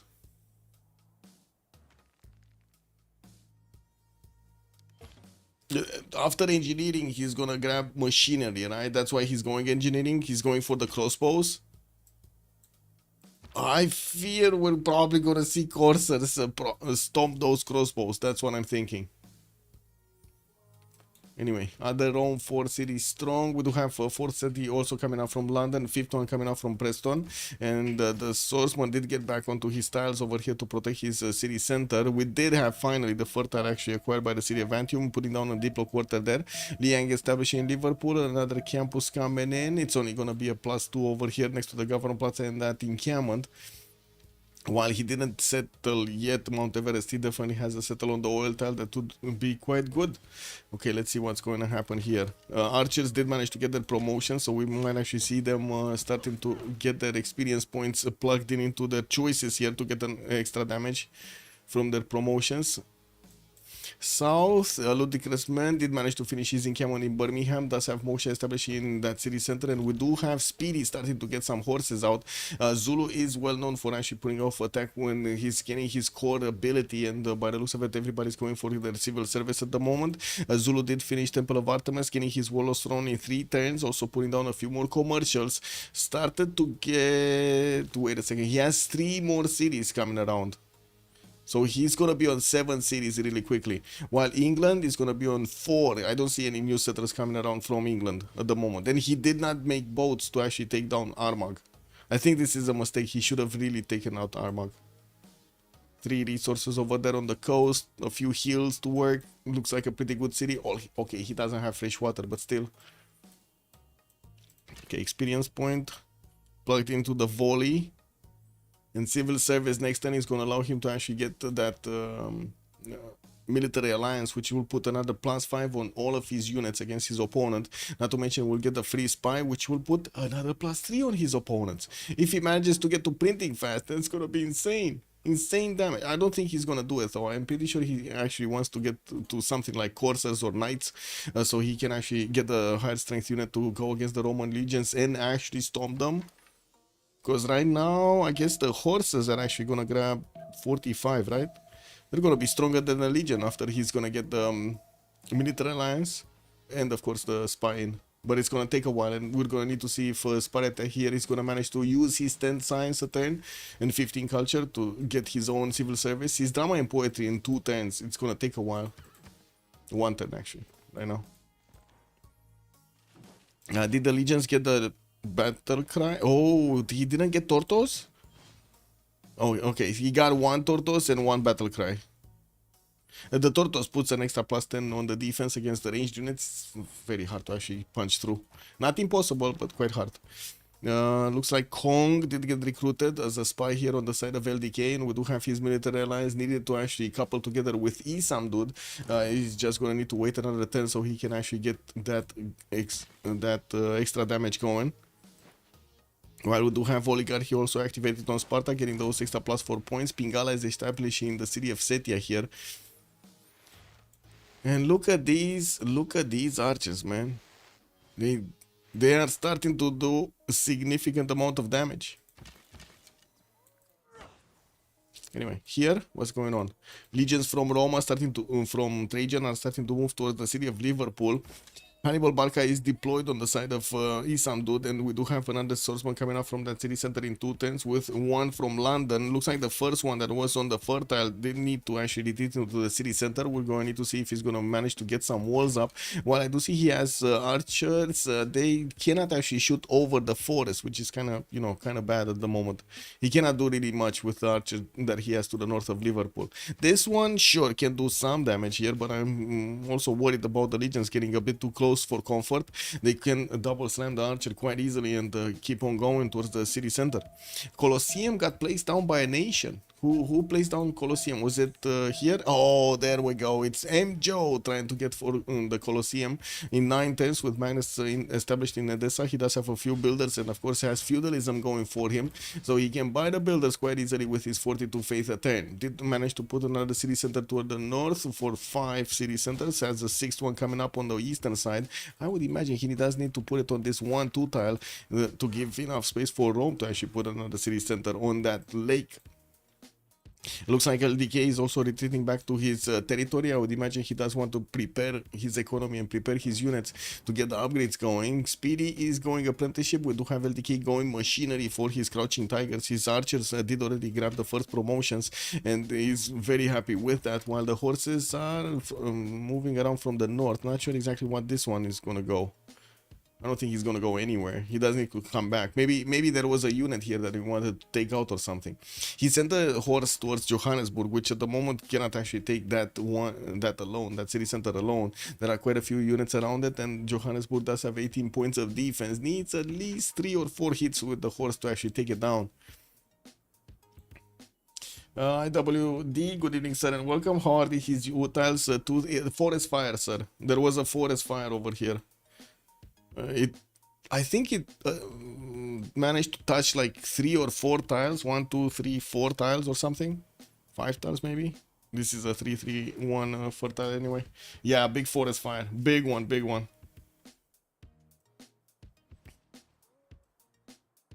Okay, 4th city from Isandu going for that oil tile next to Mount Everest. Won't actually benefit from any of the good tiles of Mount Everest, while Rome does have a level 2 scout there. I'm pretty sure he's not going to do much. We do have new swordsmen being trained and quite quickly, and I do see the legions are probably not going to get to the city center of Liverpool and do enough damage. We do need to see also the goal pattern on the monkey business side. We do have 11, 29, 15 and 17. Doesn't seem like they have that much goal pattern, but they do have LDK managing to get 49 science and 38 culture with an ability to actually get very quickly to mercenaries and courser technology. Julius Caesar is gonna finish his currency, barely his currency, while he's getting barely he recorded history in 2 10s. LDK did manage to actually get his military alliance, and now his horses can actually trade punches with the legions quite nicely.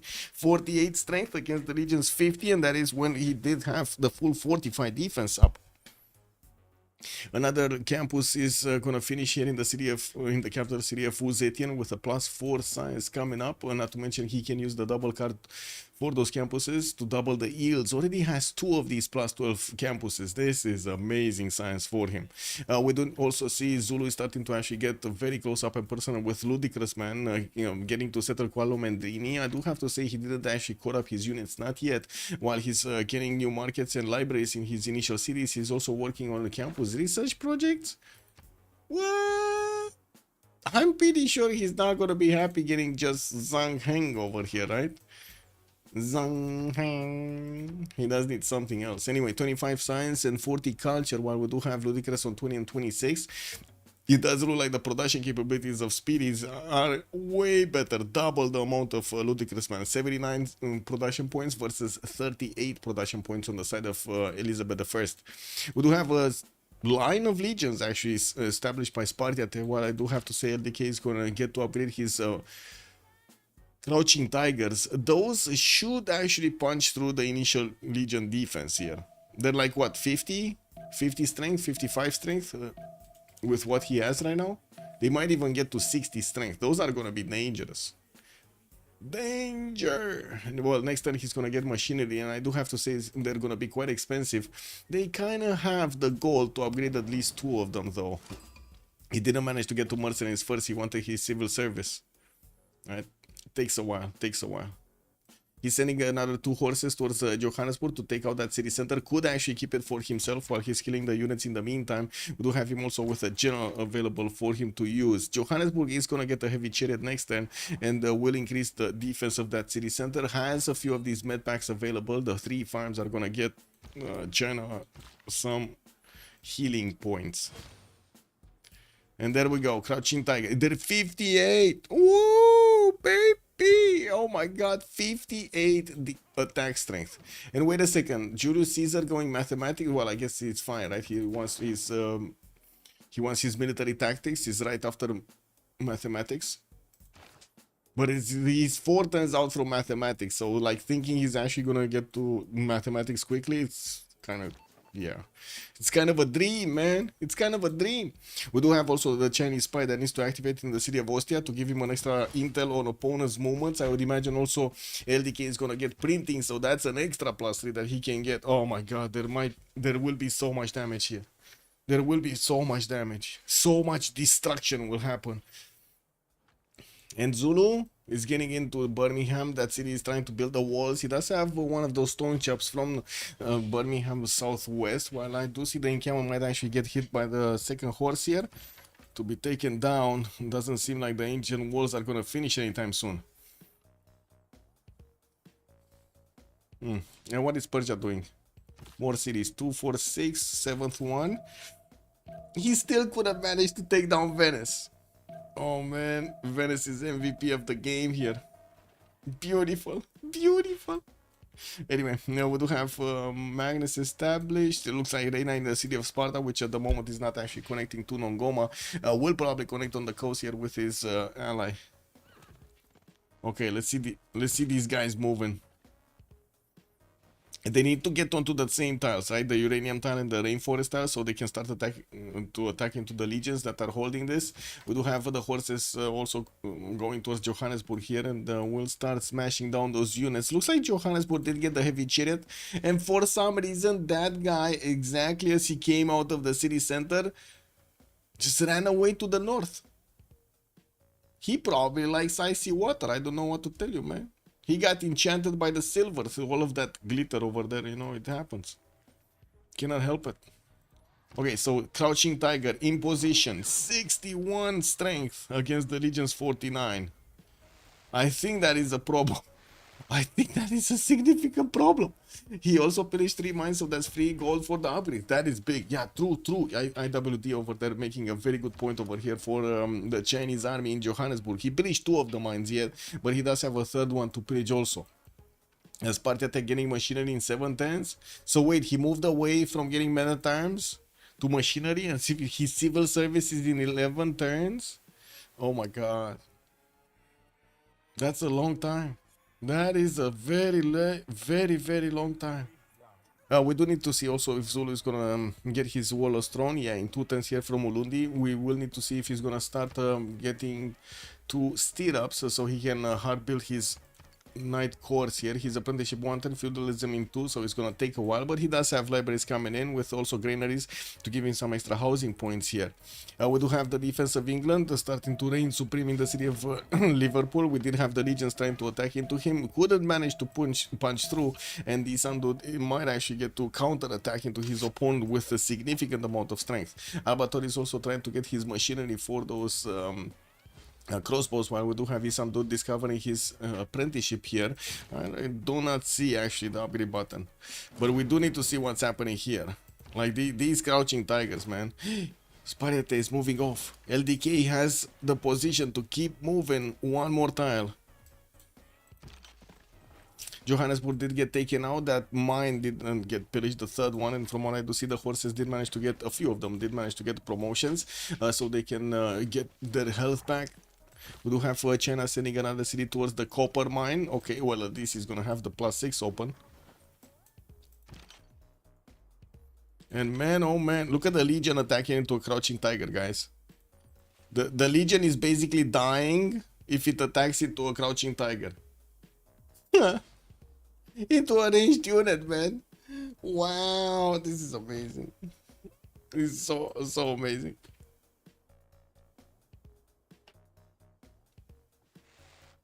Six tons civil service, 6 tons machinery. While I do not see yet LDK going for Corsair technology. I really think he should have gotten Corsair technology, but I guess he's confident enough that he has so much strength with his horses going against the legions with the help of all of the Crouching Tigers. He's just happy.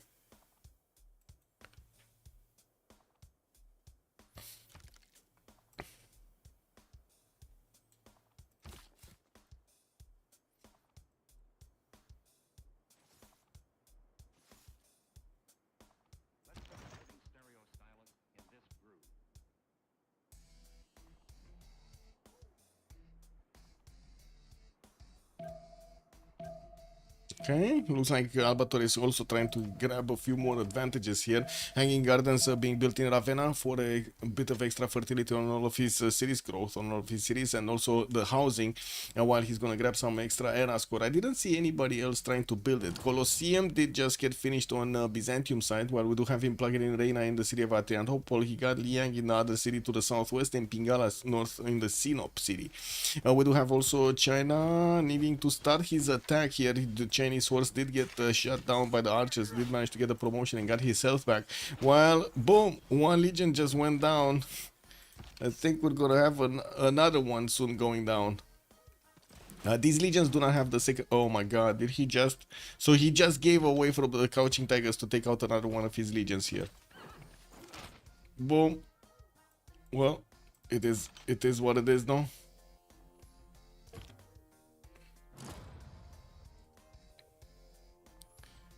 LDK printing in 3 turns was also mercenaries next turn. He will get the card for the half cost upgrades here. While we do need to see what's going on here, doesn't seem like Zulu is actually punching through the English territory. What he is doing is putting pressure on their economy, forcing Ludicrous Man to put more of these units on the defensive side, while of course he will also force him to use his production to get these units out. The Speedy. Well, in the meantime, Speedy is just getting his sim up and getting all of his feudalism builders out of his city centers to keep improving his tiles.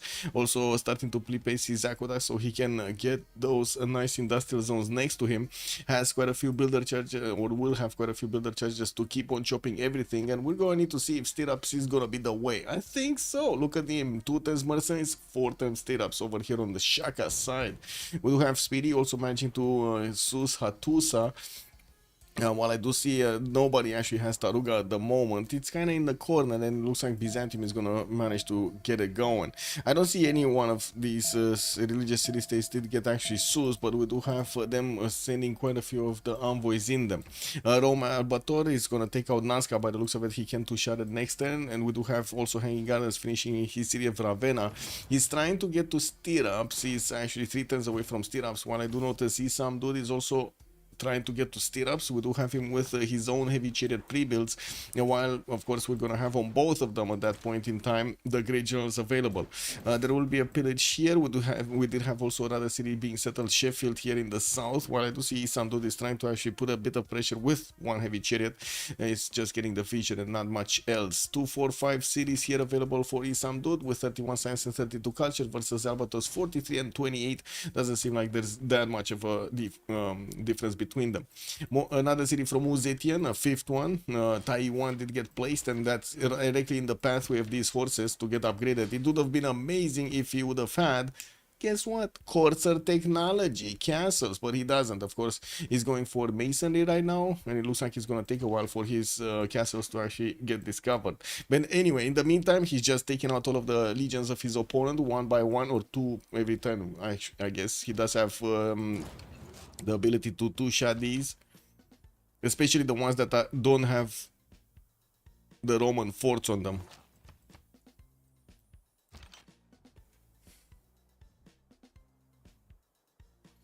What's the monkey GPT? Monkey GPT is 1, 46, 15, 41. While on the other side we got 5, 43, 40, and 34. It's not bad. Not bad comparatively. And we do have 100 points of production here on Speedy with Isamdud on 56, Bioman 75, LDK is also 73. While on the other side you do see there's quite a difference here.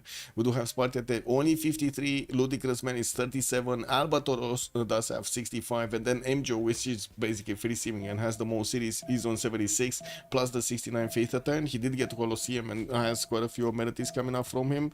Some cities plus 6, some cities plus 3, getting a few more holy sites and building up his monument count. You see also Rome started connecting with him. Ooh, Isandud is actually counter-attacking here. Okay. Well, I guess it is what it is. We need to see here though. Now this is where the important action is. We got all of the horses of China starting to get into the borders of Setia. That city is trying to get the ancient walls in 4 turns. I would imagine there is a chop on a legion to actually get it going quickly, while we do have catapults starting to come around from the Chinese cities, I don't think that's actually going to be a problem to put it in the front.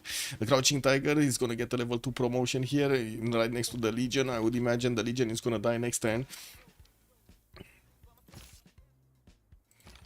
No more shots on these Crouching Tigers here. Just this one. And boom! Boom! Oh my god, so much damage, man. So much damage from a single unit. 610 also for the next era to show up. We do have Enjo still in the Dark Age. Albator is 4 points off from getting his golden. Ludicrous is still in the Dark Age. Spariade is still in the Dark Age. LDK is 5 points off, and I do see he's getting a Skirmisher, getting another Crouching Tiger from Chengdu. Could get a boat out for another 2 points. I would imagine he should actually get it, right? Divine Right and the boat should actually finish it. Bioman also Dark Age, Isandu Dark Age. Speedy is 5 points off. He's gonna get his core ability soon, and oh, never mind, he actually did get his core ability. And did recruit LC as a general as well. Didn't manage to put more units on the board here. He only has a few horses actually. Yeah, just one core, one normal one, 2 normal ones. That's it. Would have been nice if you would have had the second one to attack into Stoke-upon-Trent here.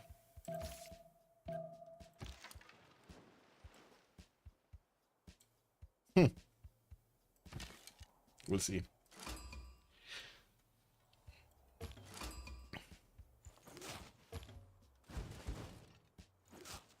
Well, that's another dead Legion. And we're gonna have this one probably taken out as well. The chop did go through, but the Ancient Walls did not finish.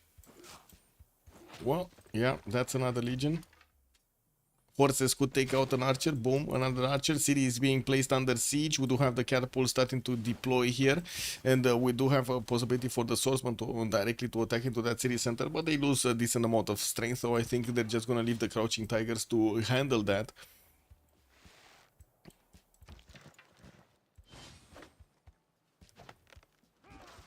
Now this is quite a problem, especially since Zulu is also going to push into English territory from the east side, and if Rome falls in the north, we're going to have LDK try to go through the one-tile choke as well, or will get quite big over there in the northern part of Elizabeth I. On the other side, we do have also Isandu pushing into the defenses of the other Rome, while Rome is getting his knights out and also a few more crossbows. We do need to see if Isandu is going to also get his upgrades going. God Mercenary still ups next turn, while he's on only 13 gold a turn. I don't think they have the gold. Yeah, the gold is going to be a problem. Unless we're going to have enough pillages on this city center. Do we? Well, walls are going to go up next turn. We do have 2 mine pillages. Not bad. 2 mine pillages. That's at least 100 something gold.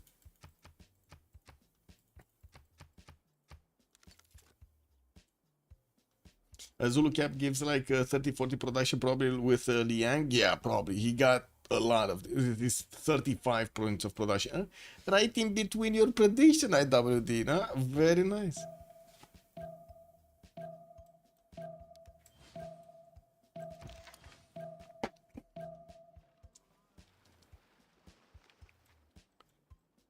Okay.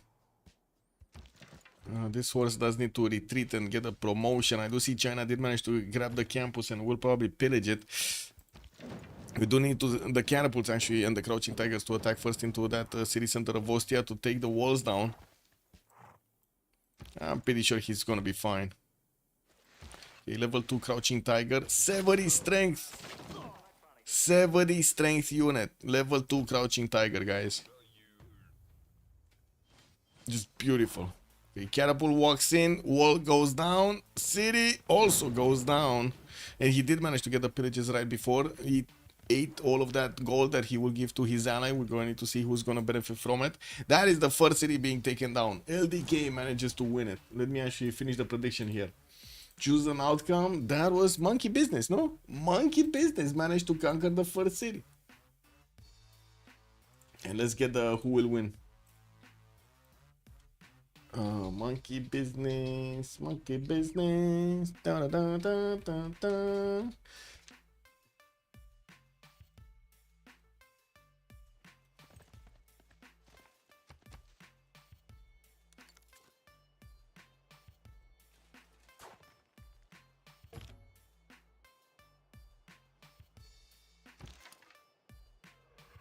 Oh, Bleeding did get discovered on China, so he's getting an extra +3. Sparta is barely getting his machinery and feudalism, while I do not see him actually having the upgrade button on his legions. Unfortunate. He did manage to get at least his civil service, so he has a military alliance. At least that's, you know, a little bit less damage against him, but still not enough to withstand the attack of China. And of course, we're going to see also China manage to get soon, I don't know why he's going stirrups, but he's going to manage to get soon castles, and we'll get to upgrade these horses into coursers, making them a lot stronger, a lot stronger.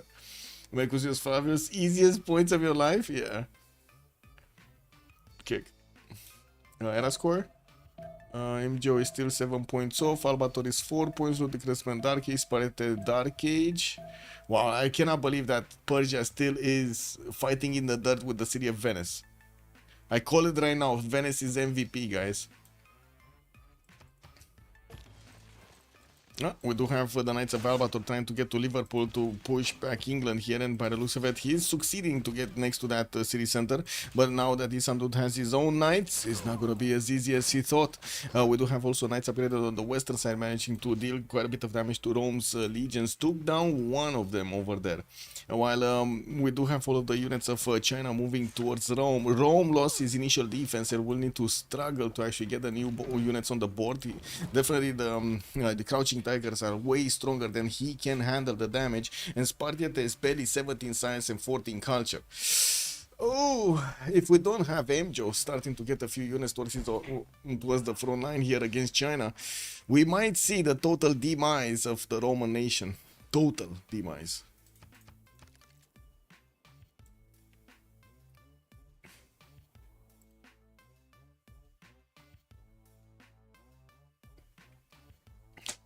Hello, Draconin. Good evening, sir, and welcome. Intelligence agency coming up from the capital city of China, while we do have him getting some monuments and more campuses for those extra science points. He is on 67 science and 53 culture next to his opponent here. Has also 315 faith to make use of. And from what I do see, he did manage to secure his golden age, with Bioman also needing 3 points. He sounded this Dark Age. Speedy also secured his golden age. On the other side though, MJO didn't secure his golden age, Albator didn't secure his golden age, and they're 3 turns off. 3 turns off only. They need to get this going somehow. What was China and Rome opening? China opened up encampments, and followed up with campuses, while Rome, this particular Rome, opened up with encampments, but very late, very late. And he couldn't get them down in good enough time, and then followed up with campuses. On the other Rome though, we did have campuses first, and then one encampment, and then commercials, which was like extremely slow, and he couldn't get the general at the beginning from the first era because of that. The same can be said about the other one of Julius Caesar, because he was so late on the encampments, he couldn't get them going. He couldn't get the general going.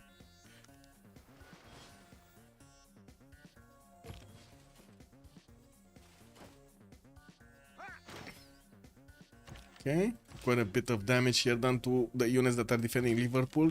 Isandud did manage to get to crossbow. No, next turn he's gonna get machinery, okay. Albator is pushing into him with quite a bit of strength, but it looks like one crossbow goes down at the sacrifice of one of the knights, probably.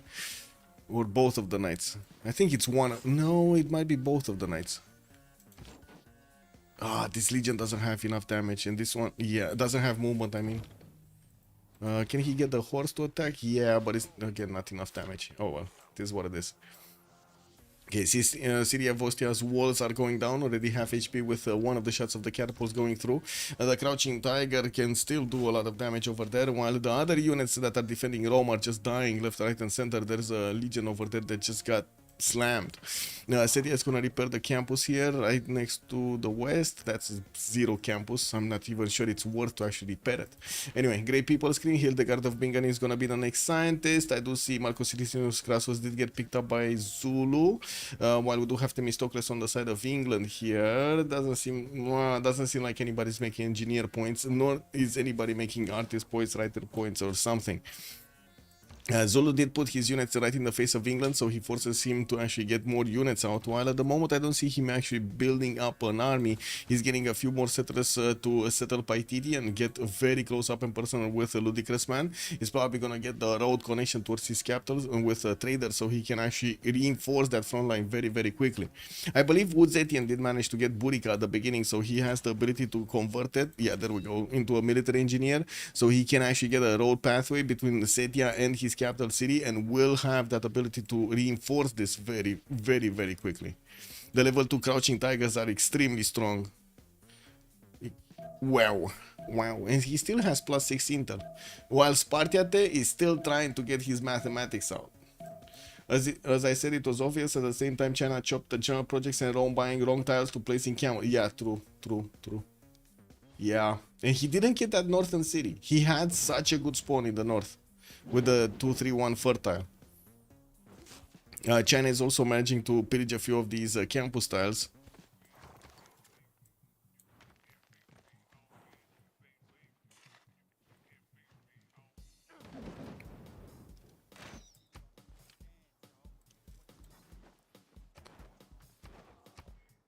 Okay, so Enjo secured his golden age, Albator secured his golden age, while Elizabeth I and Spartiate are gonna go dark. Oh, this is a disaster for Elizabeth I to go dark age. This is just a disaster. He's on 34 science and 37 culture, but Speedy is already double his stats, and Speedy is gonna get his golden age. So we're gonna have a possible like free inquiry, golden age, Pembrush and voice, drums of war, whatever. And from what I do see, he's gonna have so many more cities: 2, 4, 6, 7, 8, 9 cities on Speedy. While we barely have like 4 of them on the side of England. He still didn't get Armagh. I'm so surprised he didn't get Armagh. Okay, on Persia's side, we do have him free seeming, and he did manage to get 94 gold at them, so he can feed his allies to upgrade his units. I do see him also getting construction guilds. Okay, yield stab, 106 points of production, not bad. While we do have also Zulu here with 112. LDK is gonna be 88 and Isam Dud on 65. First industrial zone of the game also coming up. It's only a +2, unfortunately. Yeah. Wait, what?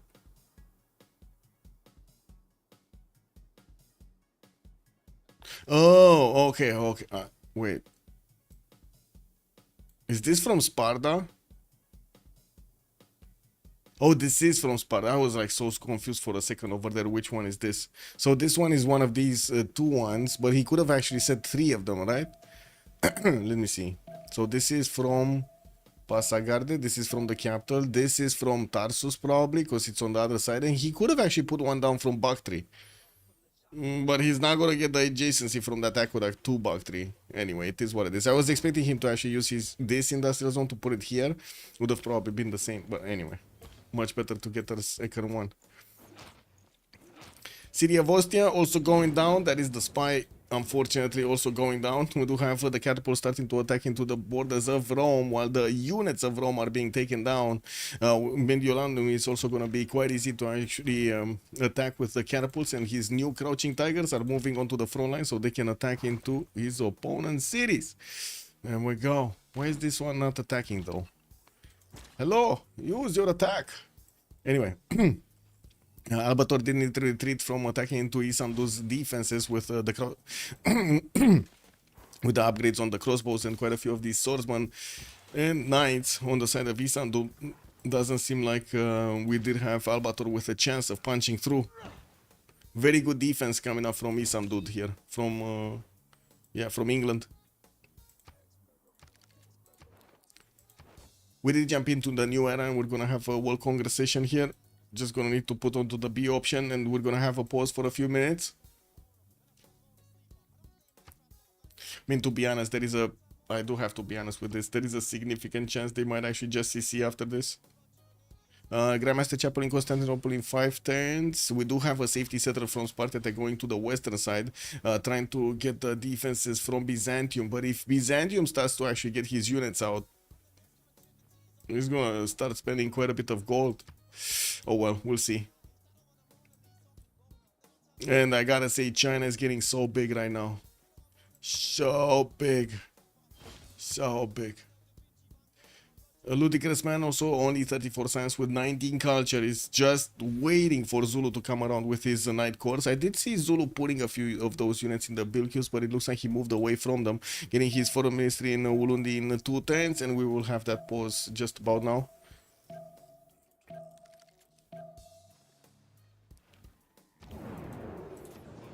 Okay. Spectator. Preserve. Spectator. Okay. Be right back. 2 minutes.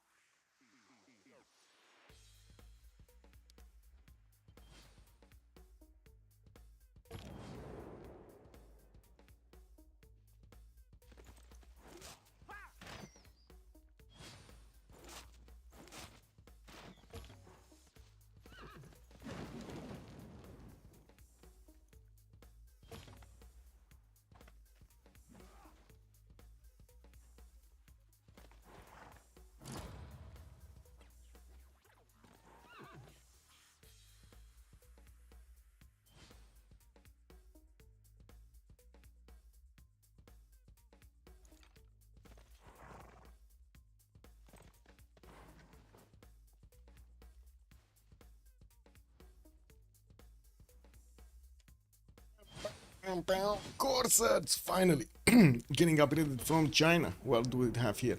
Cyrus 20% faster population growth, in Canada 100% production, and 2 depot points on Theodora. Well, that is long in coming. We'll see if this goes through. With so many crouching tigers, I'm pretty sure even the Knights of Byzantium are gonna have a problem. 4 turns for GMC to finish on MJO. He did get his second monumentality gold range, 45 science and 97 culture. While we do have him on 130 points of production, he's also on 97 faith. And I do see right next to him, of course, as you can see, we do have only 2 cities from Rome available. Still up. The third one is gonna get down here. It does need one more turn to get in there, but I do think it's gonna take a lot longer for LDK to actually punch through. We do have also 62 science with 37 culture on Albator. From what I do see, also with 73 points of production, Izandu still trying to attack over there to do some damage, while we do have the crossbows lining up to get their shots going. I do see that there is quite a bit of a defense over here. It looks like a stalemate to me. Intelligence agents also coming up from London, while yes, we do have Rome trying to get a few more builders to improve his territory and a few more of these buildings in his territory. He did build up Temenank in the city of Puteoli. Ludicrous Man, 32 science and 19 culture, Dark Age. At least he can use his +5 Dark Age card for this defense, while I'm pretty sure we're gonna see soon Speedy starting to get some units out. Well, at the moment he's taking it slow. He's trying to get the points going. Spartiate, 11 science and 5 culture, down to 2 cities here, which I'm pretty sure is gonna turn into 1 city soon.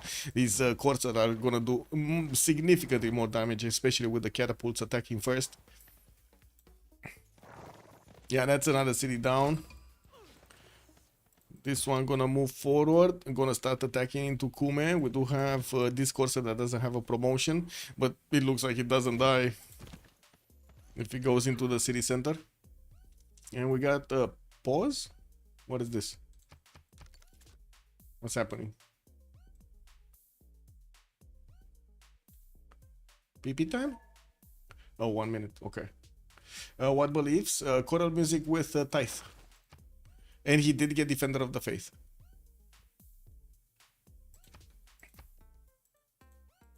I cannot click on Judaism. Anyway. Let's give them a minute.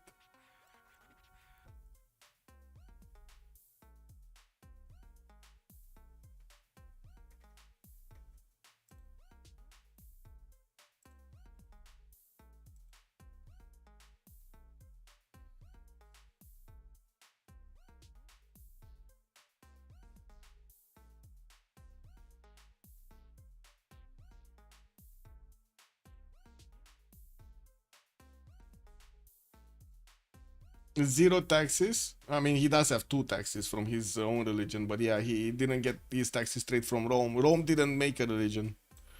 Couldn't get this going. China also deployed a spy in there to get those extra intel points. And I do see Rome did manage to get that settler with enough movement so he can place it down. Get it going. But there are no units defending this choke point. So many more units coming in from China. So many more. These crouching tigers, level 2 crouching tigers, are gonna be insane soon. Okay, we got a team plus here. What was it? LDK did choose Penbrush, Drums of War. I mean, 82 science with 50 culture, losing gold, but he's on 120 points of production. Getting another 2 spies from what I can see, needing to actually send them towards his opponent's cities. And I do see him building up quite a few of his knights from his city centers. Bioman, 63 science with 53 culture. I was expecting 56 culture. I was expecting him to actually have a bit more stats. He did choose a second Penbrush Voice Golden Age, has a good economy, 109 gold a turn, actually making more gold per turn than his entire opponents combined, while he's putting down his industrial zones. He's on 126 points of production, and I do see Reina plugged into the city of Sparta so he can connect his economy with his ally. Unfortunately, these trade outs are not going the right way, are not going through Nongoma, unfortunately. Night Course also coming out from Zulu to getting 2 turn here from the capital city, and I do see Ondini starting to build a few of them. He is gonna get this settler right on the city of right on Paititi. Oh, he needs to put it non-fresh. Non-fresh. Oh, I guess he's gonna get quite a bit of culture and gold anyway. 139 points of production does look good, and he does have a very good city count on 7 cities versus the 4 cities of Ludicrous Man. I do see also Isam 49 science and 28 culture right next to 66 science and 40 culture Trajan here. Still trading punches with him while he's gonna go for printing in 2 turns to get those extra intel points. It's just at the same time as Rome is getting it, so nobody's gonna get an advantage. Okay, let's see what's happening here. This city is still get settled. I'm actually surprised.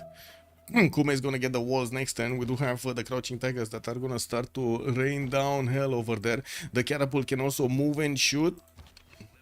So we got 2 shots from a crouching tiger, 2 shots from coursers, 1 shot from a horse, and 1 shot from a catapult. Not enough. I would say not enough. Yeah, not enough. Oh no, he's even moving forward. Away. Okay, well, this is what it is. We're probably gonna see the last horses of China getting upgraded into coursers here, right as he's taking the city of Kume next turn. His coursers still can do damage if they want to, but the horse is losing a bit too much health of attacking to that city center, getting the libraries in the newly acquired cities, and putting down this +6 campus from Taiwan, which is gonna take a long time if he wants to get a builder in the beginning. Hunter 1999, good evening, sir, and welcome. Rome will get a religion from the Faith city state that he conquered. This one, Nazca. Holy Cyber Project Scene 3. Let me see. Where is he? Okay, so he's gonna get it in 3 turns.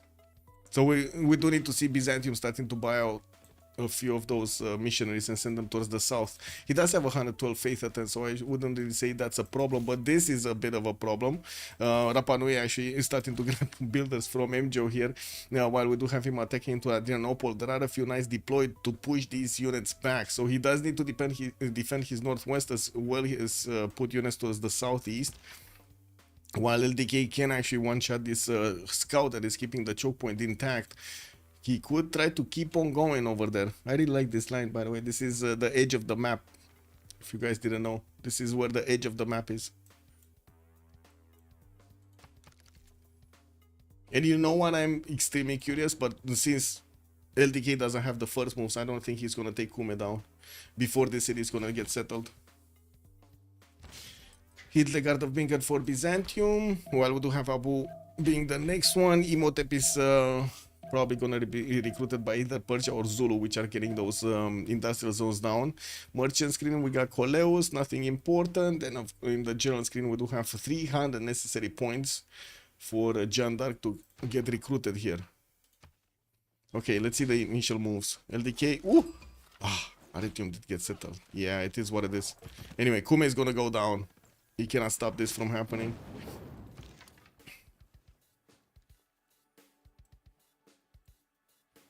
And we do need all of these units to actually move towards his opponent's cities. I do have to say Byzantium's city of Antioch is quite exposed to the coast here. You can put a catapult on that uranium tile and keep on lobbing shots on over the lake against the city center. Even if it does have walls, it's going to go down quickly.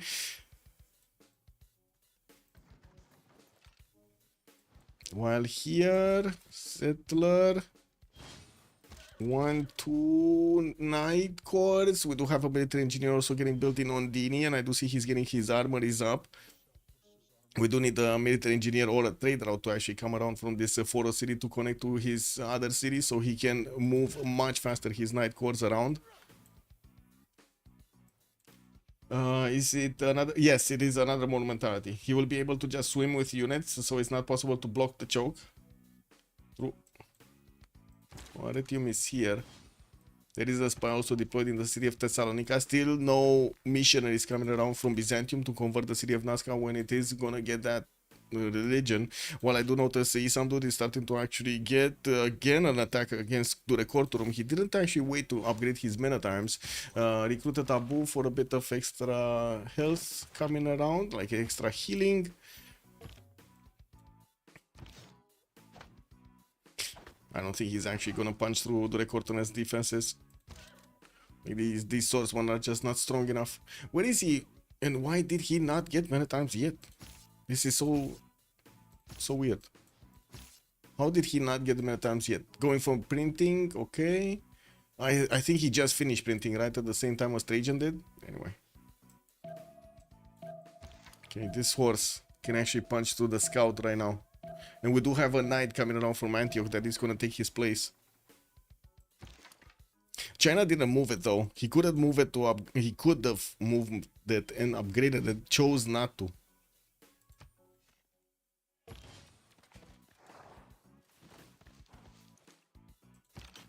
Okay, getting those crouching tigers with the promotions.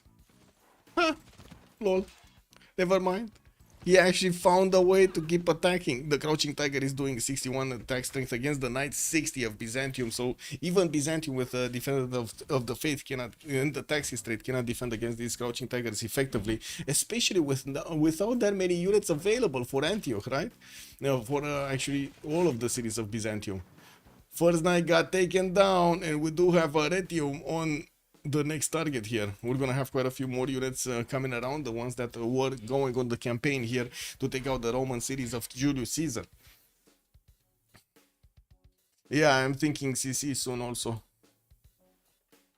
Yeah, I'm thinking that also. Where's this city gonna go? Is it actually gonna be placed on the copper, or is it gonna go non-fresh here? Huh. Klobling got placed. We do have the trader also connecting, and we're gonna see the military engineer connecting the other ones towards the Foro city. It's coming around here also. Then that's the CC. That's the CC. may change throughout the ages.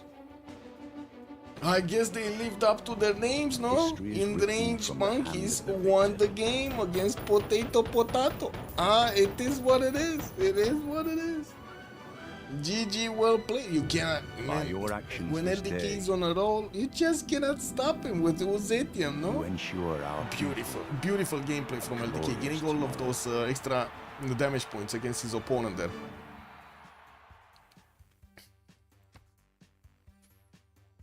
Okay. Give me a second.